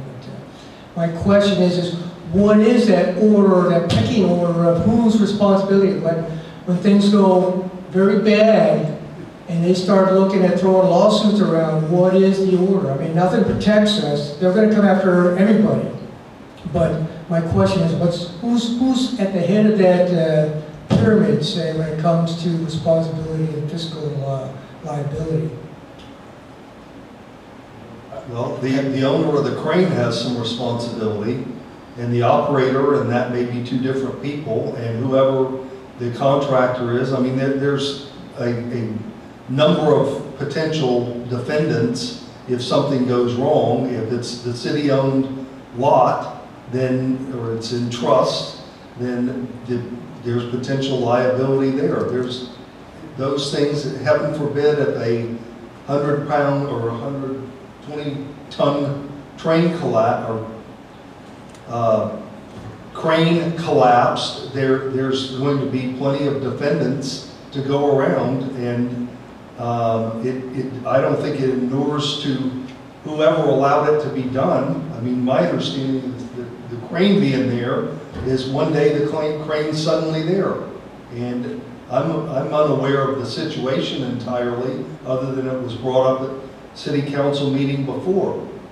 So if they had a permit and the permit was issued from the other city, the question would be, was the permit issued consistent with their code provision and with the trust document, local agreement? And I guess that's my point. This is a key learning point for us, and we don't even know what questions we probably should have asked. We don't know what we don't know, and that's why I'm saying this is a key learning point where we need to go back and say, what are those questions we should have been asking when somebody came in for a permit saying, hey, we need to bring in a piece of equipment?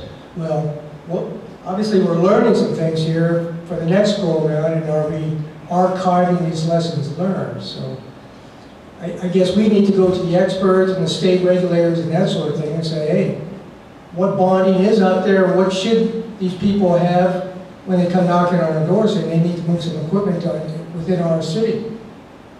Glenn, they didn't come knocking on our door. That's the problem. See, if they came, then it would fall to the city manager. And he typically, I'm not sure he gets releases from everybody that he might, allow to go in there, but, I think it's pretty clear, and I did not bring my interlocal agreement, but I think you have it. Would you mind? I have the part pertaining to that. Can I see that, please? But I guess that's my point. My point is, we're making claims to controlling and having jurisdiction over those parking access areas. So when all the dust settles, what should we be looking for when we say we really are the owners or operators of those access areas? We're not going to, I'm personally, you guys can talk about who has the rights to this, and I can't personally talk about that. My position's legally extremely clear. But here's what I'm talking about, and Frank, I'm coming to you next, okay? I just want to read this. This is, thank you, Debbie, I'll make sure I get this back to you. Okay, so it's paragraph 4 of the interlocal, and here's what it says. Patty, this is not going in word for word, I'm just going to read it into the record here for everybody. It says, to the extent permitted by law, the city's us, okay, they're the town, this is the city. The city will indemnify, save, and hold harmless the town, this is cut off, but I think it says from all costs, damage, loss, liability and expense, penalty and or fine whatsoever that may arise from or claimed against the town by any person or persons for any injury to person or property or damage of whatever kind and character consequent to or arising from any use, maintenance, repairs, alterations, improvement whatsoever of or to lots 21, 43, and 66 by the city, and its residents and their, I don't know what this is, age, probably agency, and employees and invitees, except if same arises from the sole negligence of the officers, agents, or employees of the town. That's what it says. That's paragraph 4. So we kind of have a hold harmless agreement. So if somebody's over there, you know, a little child is riding their bicycle to the beach or walking their, you know, walking to the beach and, you know, heavy crane crushes little kid, sure, you're going to sue the crane company, but it looks like it comes back to Bel Air Beach. And that's what I was concerned about, is this paragraph, is paragraph 4. All this use, whether it's, our position is very clear. They have no right to be there. Their own statute says that they have no right to be there. Their own statute says they can't have commercial vehicles. That aside, they did. Okay? They did. And so the question is they're having a good time, but at our expense, potentially, if somebody gets hurt. And when I see that parties have been done, and, you know, we want to close the gates early, except when there's a party. You know, and they stay up till 11, 12 o'clock with a party, and, you know, you can only imagine these people are coming back to the car in somewhat altered states, maybe, in some cases, and we're indemnifying all of that. That's my concern. It's indemnity only. I'll fight the rest of the battle for the city, but I'm just concerned about indemnity. I can't change what's in that agreement, and I can't litigate that agreement, so. I don't expect you to have an answer. I'm just saying, is this something we should have as a discussion at a council, at a work session, get some input from you? And, you know, we had, somebody said, write a letter. Do we want to write a letter? Do you want to go, you know, you want something more formal? We can discuss that in an open session, but I'll just bring it up today to know if we're going to throw it on the agenda for October.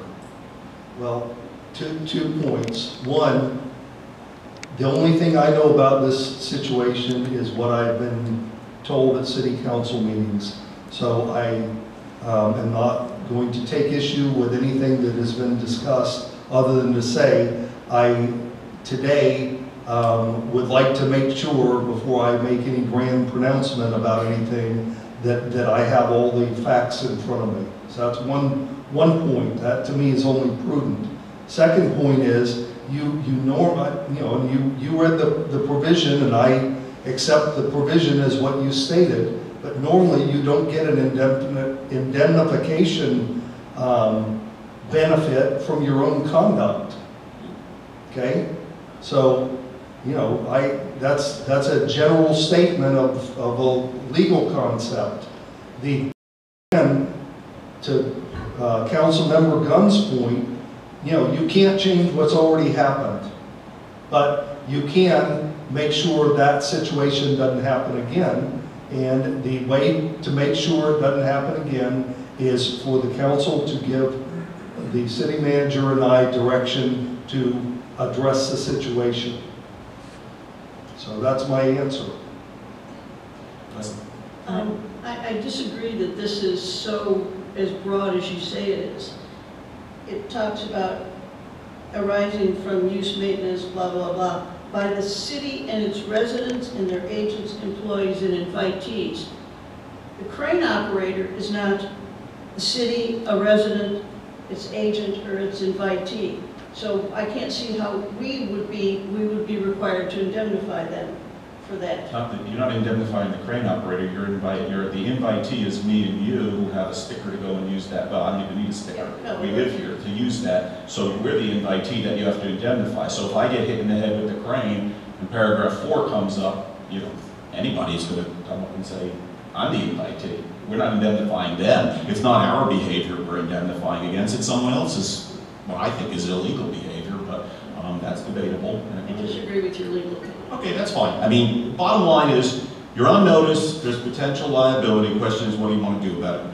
We want to move it to the next work session. That's, you know, that's where the likely spot would be to discuss it and see where the council wants to go. If the council doesn't want to, I can't participate in the discussion to leverage that thing, but I can for liability and say, I don't like this contract the way it's written right now. I'm not going to take our city's responsibility for what I think are trespassers on that property. We're indemnifying trespassing right now. I don't like it. Well, again, I'm going to say, to me, the solution is for the council to give us some direction, and that I'll give you an example of direction you could give. City manager and city attorney, put together a letter that you want to propose to address this situation and present it at the next city council workshop. That's a good start. That way you'll have something specific, it's in front of you, you can review all the materials that are relevant, and you can, at that point, give further direction. And to me, that's a very reasonable, it's incremental. Sometimes things need to be a lot faster, but that's 2 weeks away, and you can certainly do it that way if you want. May I ask for a point of clarification? When the citizen supplied you with that interlocal agreement, do we need to make a note in the minutes who supplied it, and do we need to have a copy? Have a copy. I meant supplied to the city clerk that was actually supplied to you. That way we're getting actually what she gave you. That's my question. I read it in, if you want it to be read in. The city clerk gave me the copy of the interlocal. It's already a public document. We don't need to create multiple copies of the same document. Anybody wants to read it, it's right here, but I'm handing it back to Debbie. It was not a gift to me, so I'm not archiving it. You have the city interlocal agreement in the possession of the city clerk, so it's paragraph 4. That's what was represented to me. I don't have my copy, but I received my copy from the city clerk 2 years ago. One of the first things I requested, the deeds and the interlocal agreement. But you're welcome to read it, take a copy of it if you'd like with your phone. All right, Frank? Yeah, getting back to Mr. Gunn's remarks, like who's responsible? I'm probably the only guy in the room that has a license to run cranes. Okay, I work for many crane outfits. Each one of them has an agreement that you sign, that the customer signs before they even get out of the cab or make the first pick, as we would call it, and that takes away all the responsibilities mostly, and they're all written different because they're all different companies, but they're longer than an auto rental contract that you would sign. And all the responsibility is on the renter and the lot that would go on, because if the lot had a fault underneath it and it collapsed, which the ground, there was no compaction test on that lot, I'm sure, before that crane showed up. Right, which most crane operators would say, hey, what's the compaction level here? Right, they're just assuming that there's no fault underneath there. There is a water line going around there.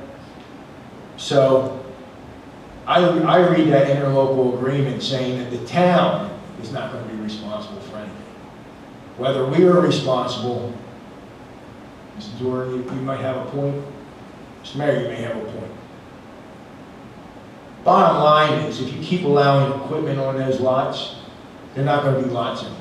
It will tear them up and shred them. Who's going to repair it? We are. Okay, there's a sign on the 6th Street lot that we supply the reclamation with. For the beautification, we do all the tree trimming. I've been on this council 203 days now. I am totally still confused on why we do all these expenses and get the middle finger for it. It's in the interlocal agreement. We agreed to do all the payments. Yeah, yeah, but then we don't get to use it the way it's supposed to be written. I can tell you why, because we didn't have access before that. That's basically, that was the deal. That's how we got access to that beach. You've had access since 1950. It's the deeds. I've got them in my lawsuit. We have permanent, and we can dispel this one, you know, and again, I can only tell you because Patty has the deeds too, they're public records. The deeds give every Bel Air Beach resident living east of the center line of Gulf Boulevard the right to use those 3 lots in perpetuity. They cannot be taken away from us. So there's this misinformation like, oh, don't make them mad, they're going to take it away. Try. Okay, that part is very clear in the deed. Okay, we have the right to use it for beach and bathing purposes. And what we're arguing about right now is that very narrow definition of what beach and bathing purposes are. Some folks think that it gives you the right to bring a towel. What did Captain Liner tell me? You can bring a towel, a chair, and a glass of water. That's pathetic, but that's what you can bring to the beach. Okay? Others are saying, well, maybe you should be allowed to bring a few other things to it. So it's really what that definition is, but it goes all the way back. The interlocal agreement was just to work it out. And the man who signed it is sitting right here. Okay, Mike Kelly was our mayor back then, so we had access to those beaches going back ever since 1948. Yeah, 1948. So, Mike? Oh, hang on one second. I would need permission to have you speak, but I would love to hear you. Hang on one second. Does the council, we have a unique opportunity here. Mike Kelly signed that agreement, and probably he can give us some inside information as to what was going on. Right now we're on city attorney business, but if there's no objection, I'd love to hear from him. I don't know what he's going to say, but I'd love to hear from him. Any objection? Mr. Kelly. I'm going to go ahead and object. We should actually put this on a work session to where we have more time, and then we can invite Mr. Kelly to that, because I think it's not even on the agenda for this evening, and we've spent quite a bit of time on it. So I think it should go into a work session. Come sit down. We need a motion to dispense with the rules. Anybody make it? No, I'm not. I'll second it. We have a motion second. We spent plenty of time on many other options, and other topics that are less important. And it's only 7:40. We've gone to 1 a.m. We have plenty of hours. Mr. Mayor, I'll make this real quick. Okay. Wait, hang on. You were correct. You were correct. Okay. Mike Kelly, Hibiscus Drive, mayor that signed that, former mayor that signed that interlocal agreement. The key was the words you just said, in perpetuity. We've got it forever as residents, to the use of those accesses. And that's what they are. It was done in harmony when it was put together. There was no fighting going on, but and we read it, Dave. Since 1950, it is our, I won't say it's our right to use it. They own the land, we get to use it. That's all there is to it. Questions? Comments? I understand. I'm going to ask you another question. Why would we sign something like that? There had to be some trade-off for us to accept full responsibility. Maintenance. Yeah, we maintained it. It was done in good faith. That was before the gates were even there. There was walls there. I mean, we were walking through there. I'm not sure we were driving through there, but we were walking through there. It came down to the park board, got into some wars going on with who's really taking care of it, who's putting the trees there, who's this, who's that, and that's why the agreement was struck. But historically, it referred back to when in 1950 we were given the right to use it. It was just a reaffirmation, is a good word, of what it really was and why we did it. But it's vague. I mean, the whole thing is vague. Mr. Gunn. What was your intention or understanding at the time? You keep saying access and use, but you haven't used the word ownership. So ownership is theirs. The land is theirs. We do not own it. We get to use it. We have the right to use it. There was no dispute whatsoever in terms of the ownership. And that's kind of where I was going with this, was that yes, they own it, but we were trying to work out something. Maybe a nice way of saying thank you. I don't know. I don't know what we were doing. There was no animosity. There was no dispute. Since the charters took place, it's their land. There's 3 lots over there. They're saying, welcome folks, you can use it, you maintain it. Mike, I have the benefit of having 50 years of history in my legal file. There was a lot of animosity. When they built those gates, we were near a lawsuit. We had 3 lawyers, law firms, including Tom Trask as a young man, not Tom Trask law firm, but Tom Trask as a lawyer, making legal opinion as to the ownership and stuff like that. I don't even want to get into all the ownership. Tom wasn't representing Bel Air Shore. No, he was representing Bella Beach. Are you sure? I'm positive. Yep. We didn't hire Tom Trask to do that. Yeah, we did. And maybe you're not your group, but someone right Not before. during my term, she wasn't. They were talking also about building a city hall on there, which is clearly prohibited, but I actually have dialogue of meetings. Anyway, we're way off topic on it, but the point is that there was some back and forth on it, and this was a compromise, but, you know, the maintenance, I think it makes sense to me because we had a city manager, we have city DPW crew, we didn't have a city manager back then, but we had, you ran the city, but we had a DPW crew, we had people who could do it. They don't have the ability to maintain this stuff, so it just made sense that we would take on the maintenance.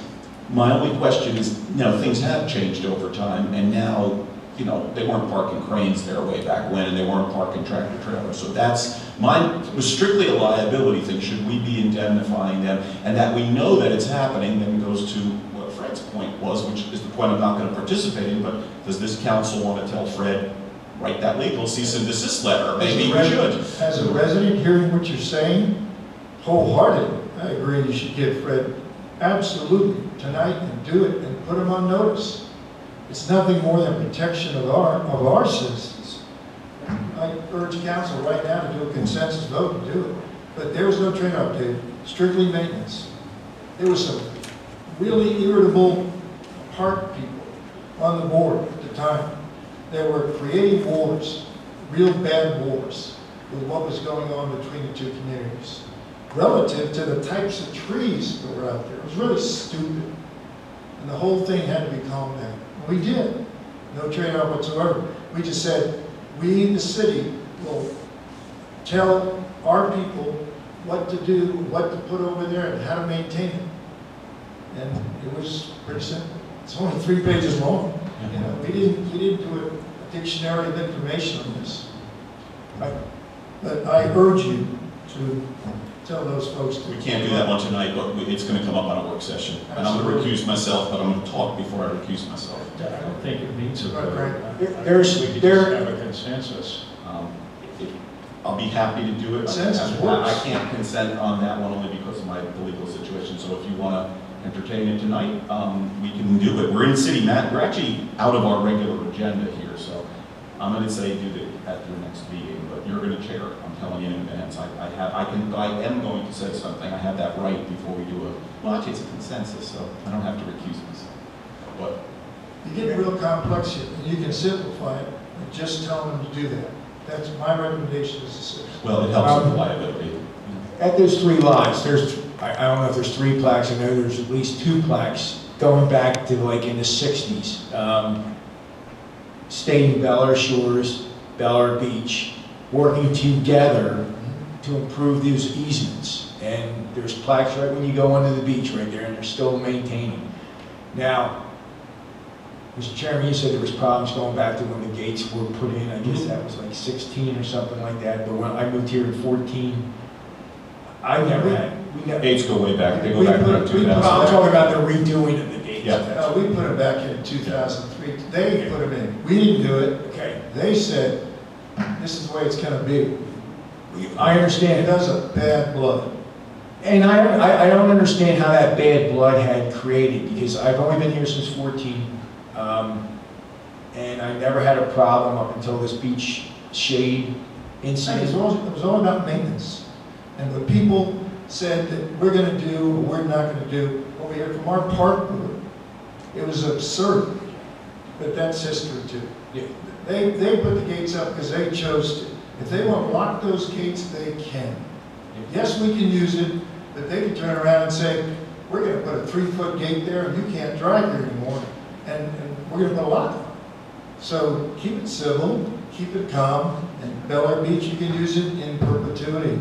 Yeah, and I'm going to disagree with everybody about who owns it or not. I mean, I know it's on the tax partial Bel Air Shores. There's been no taxes ever paid on it. If you look at the language, it will actually clarify that we're the named party on the tax partial Bel Air Beach, okay, even though it's on that strip of land. But the deed, I guess this goes back to what came first, the chicken or the egg. I mean, 1950, I think we got chartered, Bel Air Beach. Those conveyances and deeds came with us from the Bel Air Beach improvement. Bel Air Shores didn't get chartered till 55, I believe.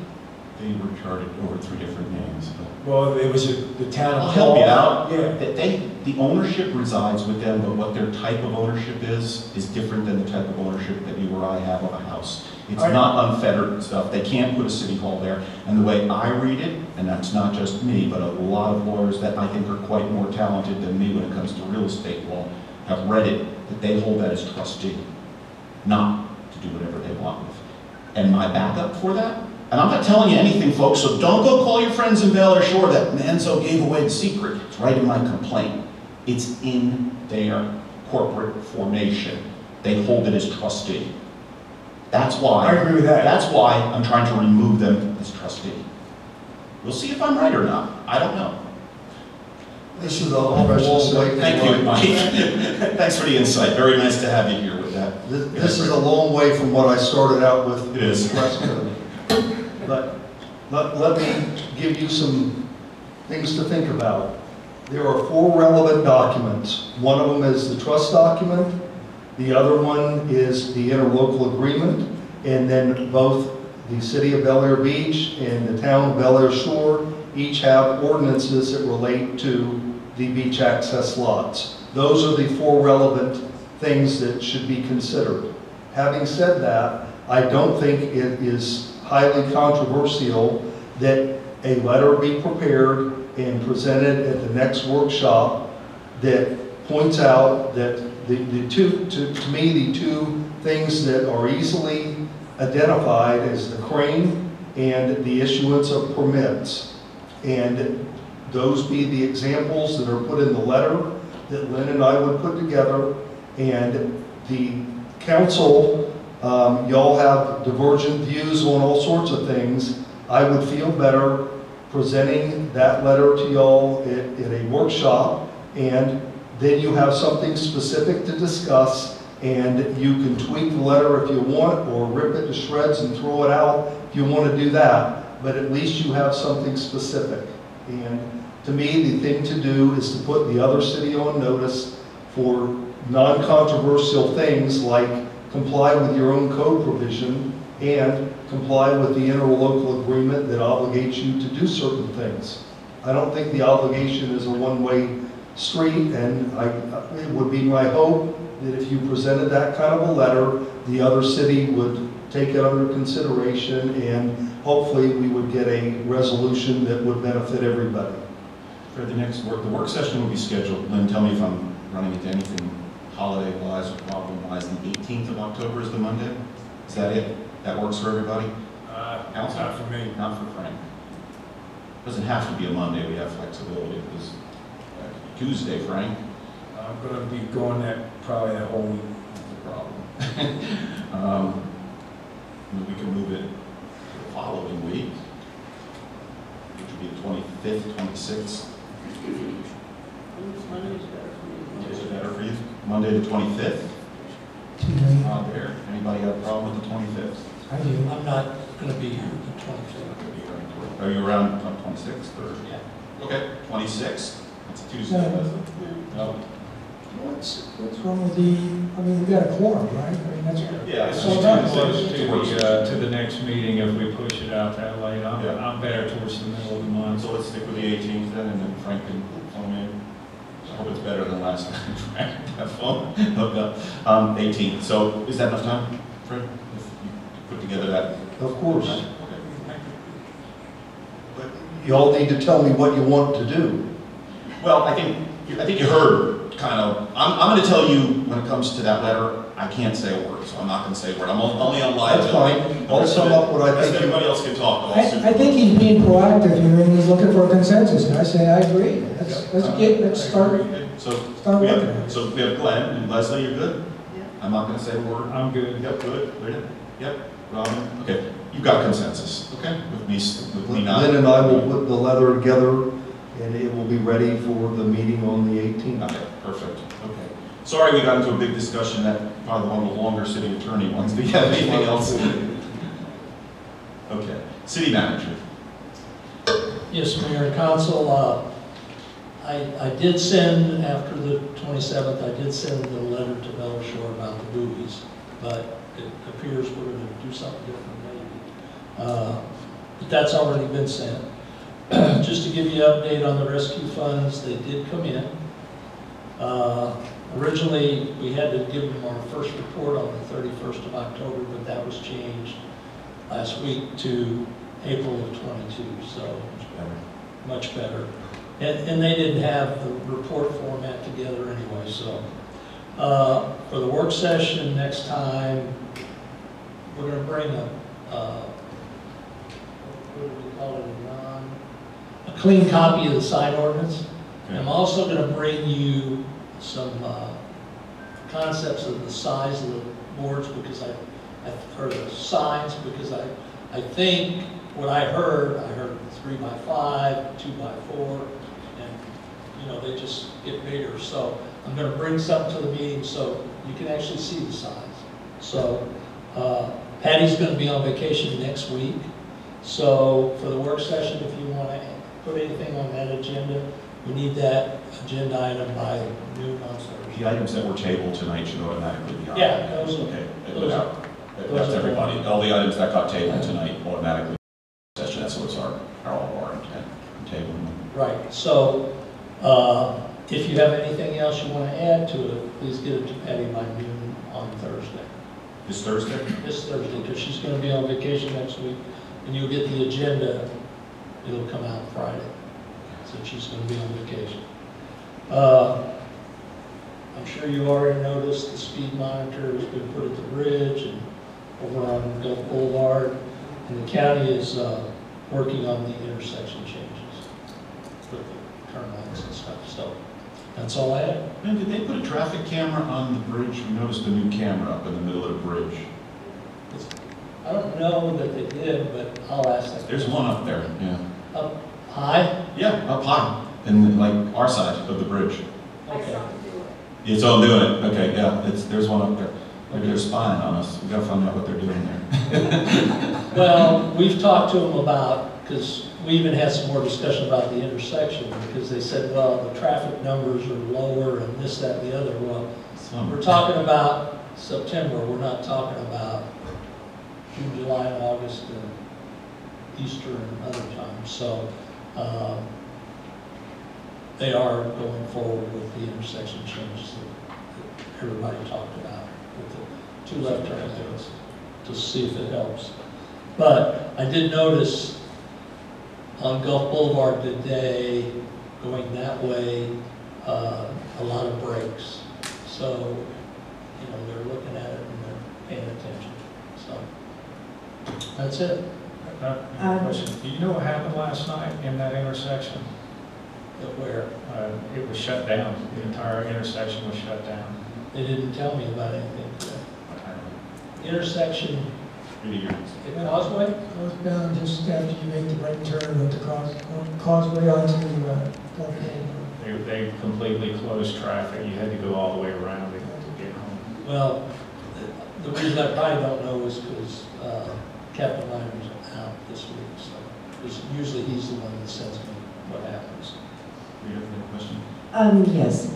One of the citizens brought up that pumping the pond over here, that reminded me of something. I've seen our city employees mowing that pond, and since that's Pinellas County's property, do we charge them for Pinellas County for that? Do we have permission to be on that property to mow it? What if somebody gets hurt over there mowing that, since it's owned by them? Well, no, we don't get any money for it. It's an interlocal agreement. I can tell you if Pinellas County maintained it, it would be, an example would probably be on East Bay, down on the south side of a retention pond. The weeds would be up to here because they'd only mow it ever so often. But no, there's no payment. That was an interlocal agreement set up many years ago. Then I had one other quick question. What's going on Gulf Boulevard and 9th Street? It's been torn up for 2 weeks here, maybe 3. What do you think? That was the damage that Spectrum hit Frontier's line, and they had to wait for some parts in a vault, and they filled it back in, so I think their work is pretty much done there. Of course, Spectrum's still working on Gulf Boulevard to take the lines down, but that was a very long time coming. I hope they had a good insurance policy. That was a lot of work, those guys. Yeah, because they dug it up. Yeah. Okay, thank you. City Clerk, you're going on vacation. Go. I have a question for the city clerk, my interactions with the staff. My question is as the public records custodian, how many open public records requests are we sitting on? And are we running into timeliness issues with these things?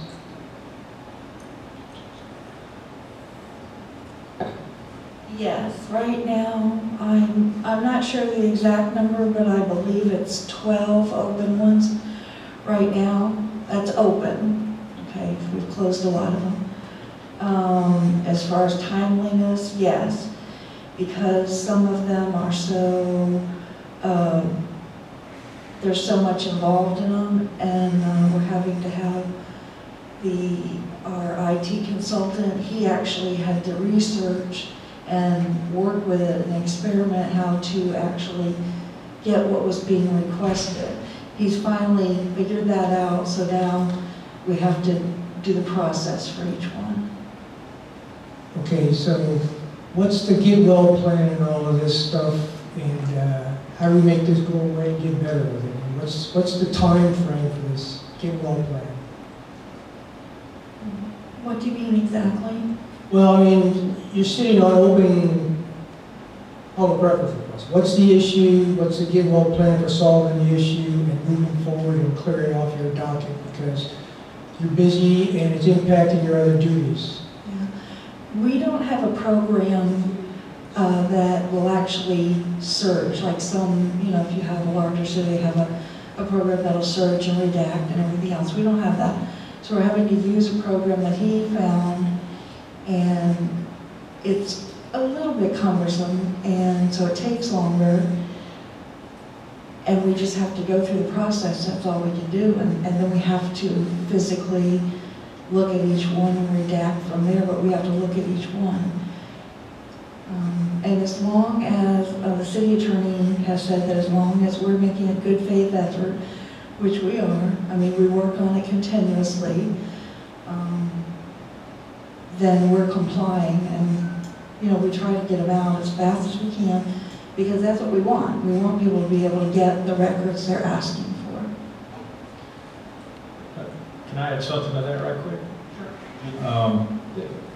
Basically, if we hosted our own server, we would not be having these problems. It would be much faster, and it leads me to wonder, at what point is it not worth using cloud-based services with these record requests? Because that's what it boils down to. You have to query those servers somehow. And is that right? Yes, that's what he's doing. Okay, so basically, if we had the server in our possession, we wouldn't be going through near the trouble. Now, there's overhead with keeping, obviously keeping a server here on site and maintaining it. But the point is that eventually we're going to hit a part of, we're going to hit this period where it's no longer worth using cloud-based services if we keep going through these public records requests, especially for, I have no idea what they are, what the nature of them are, but if it's somebody that's served the city for many years, or even 3 years, I get a lot of email. I'm sure everyone here does. So I can imagine 3 years. I cannot imagine, say, 15 years. And that's just my 2 cents on that. Something to think.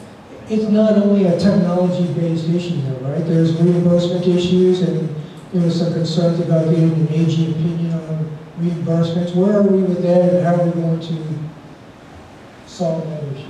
Well, I brought that up to the council, and Fred and I had a short conversation today about that. And Patty has given some input that I'm going to send to Fred. And we need to discuss, you know, the ramifications of the cost, because we keep kind of running into a wall that says, okay, well, we have a city email for everyone that's applied, but then unfortunately, some emails are handled privately. They have their own email account, and when a public records request comes in, Patty sends that to whoever it is. You know, it doesn't matter if it's Dave, the mayor, or Glenn, if they have a private email account. She sends that to them, and we have instances where people have asked for payment before they provide the public record. Well, we've got 2 or 3 different versions of, no, you don't get paid, yes, you do get paid. So I think going forward, so we resolve this and once and for all. And then the other question is, what is the value of that payment? I'm going to use Frank as an example, because he made sent an email, I think, that you got $78 an hour or something. Okay, so is that what he gets paid for providing a public record, or is it something less? And, you know, Robin, maybe she gets paid $300 an hour as a surgeon. Okay, well, in the mayor's case, I don't know what his legal fee is, but it's probably $200 or $300 an hour. Does he get paid for $200 or $300? That's what I asked for. No, I understand that, but I'm just saying in general. So to clear this up, I think it's incumbent to resolve it is ask the Attorney General to give us some type of opinion on, because the way the sunshine thing reads, it says reasonable cost. So what is reasonable cost? It doesn't tell you that. And the Attorney General's not going to tell you it either. She's going to tell you that it's reasonable.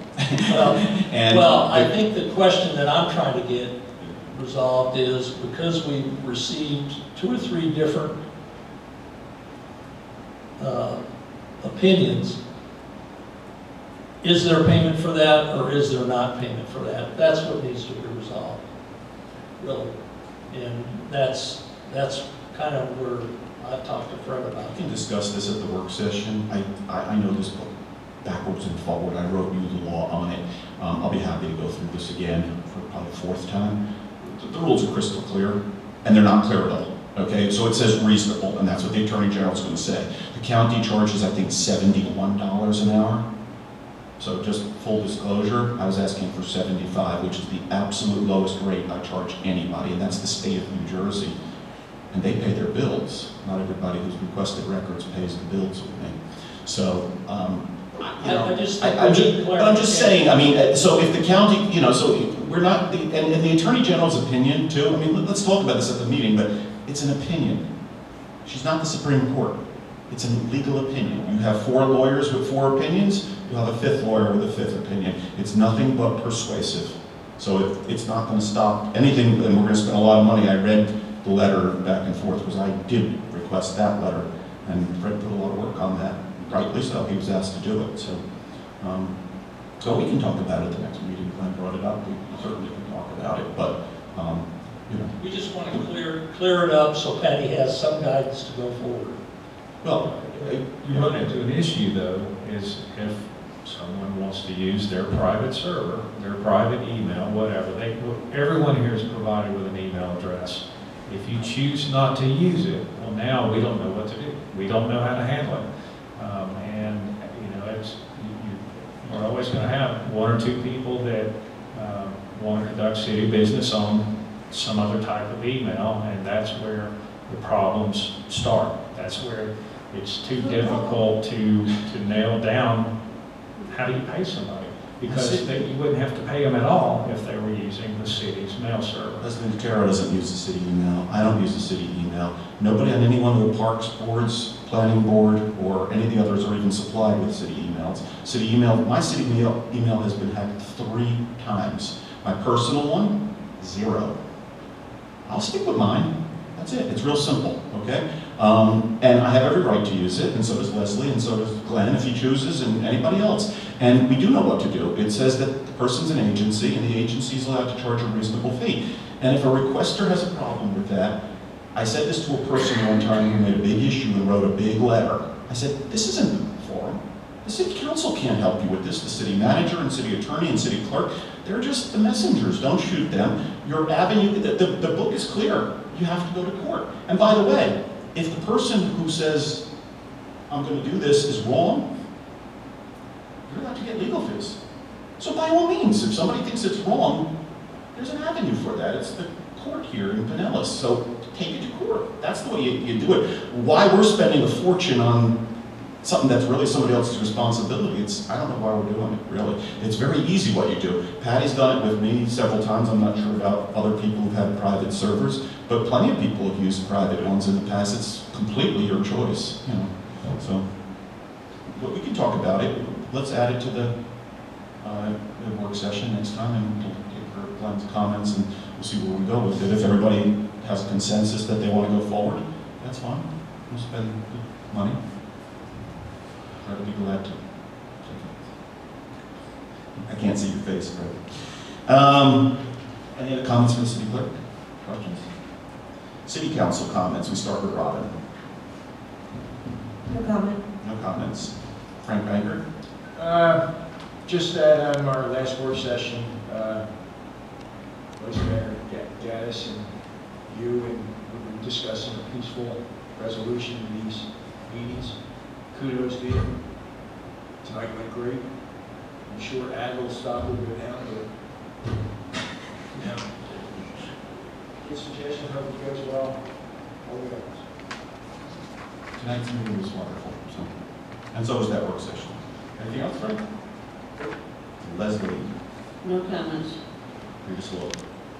No comment. Dave Gaddis? Nope.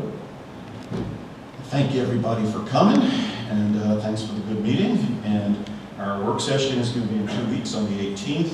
What else do we have here? We have a park. That's already that Parks Board meeting. No, let's see. Upcoming meetings. Oh, as of the 4th. Parks Board is the 13th at 3 o'clock. Parks and Rec Board at the 13th at 3 p.m. I'll entertain a motion to adjourn. Second. Everybody in favor? Aye. No one opposed. Have a good night. Thanks, everyone.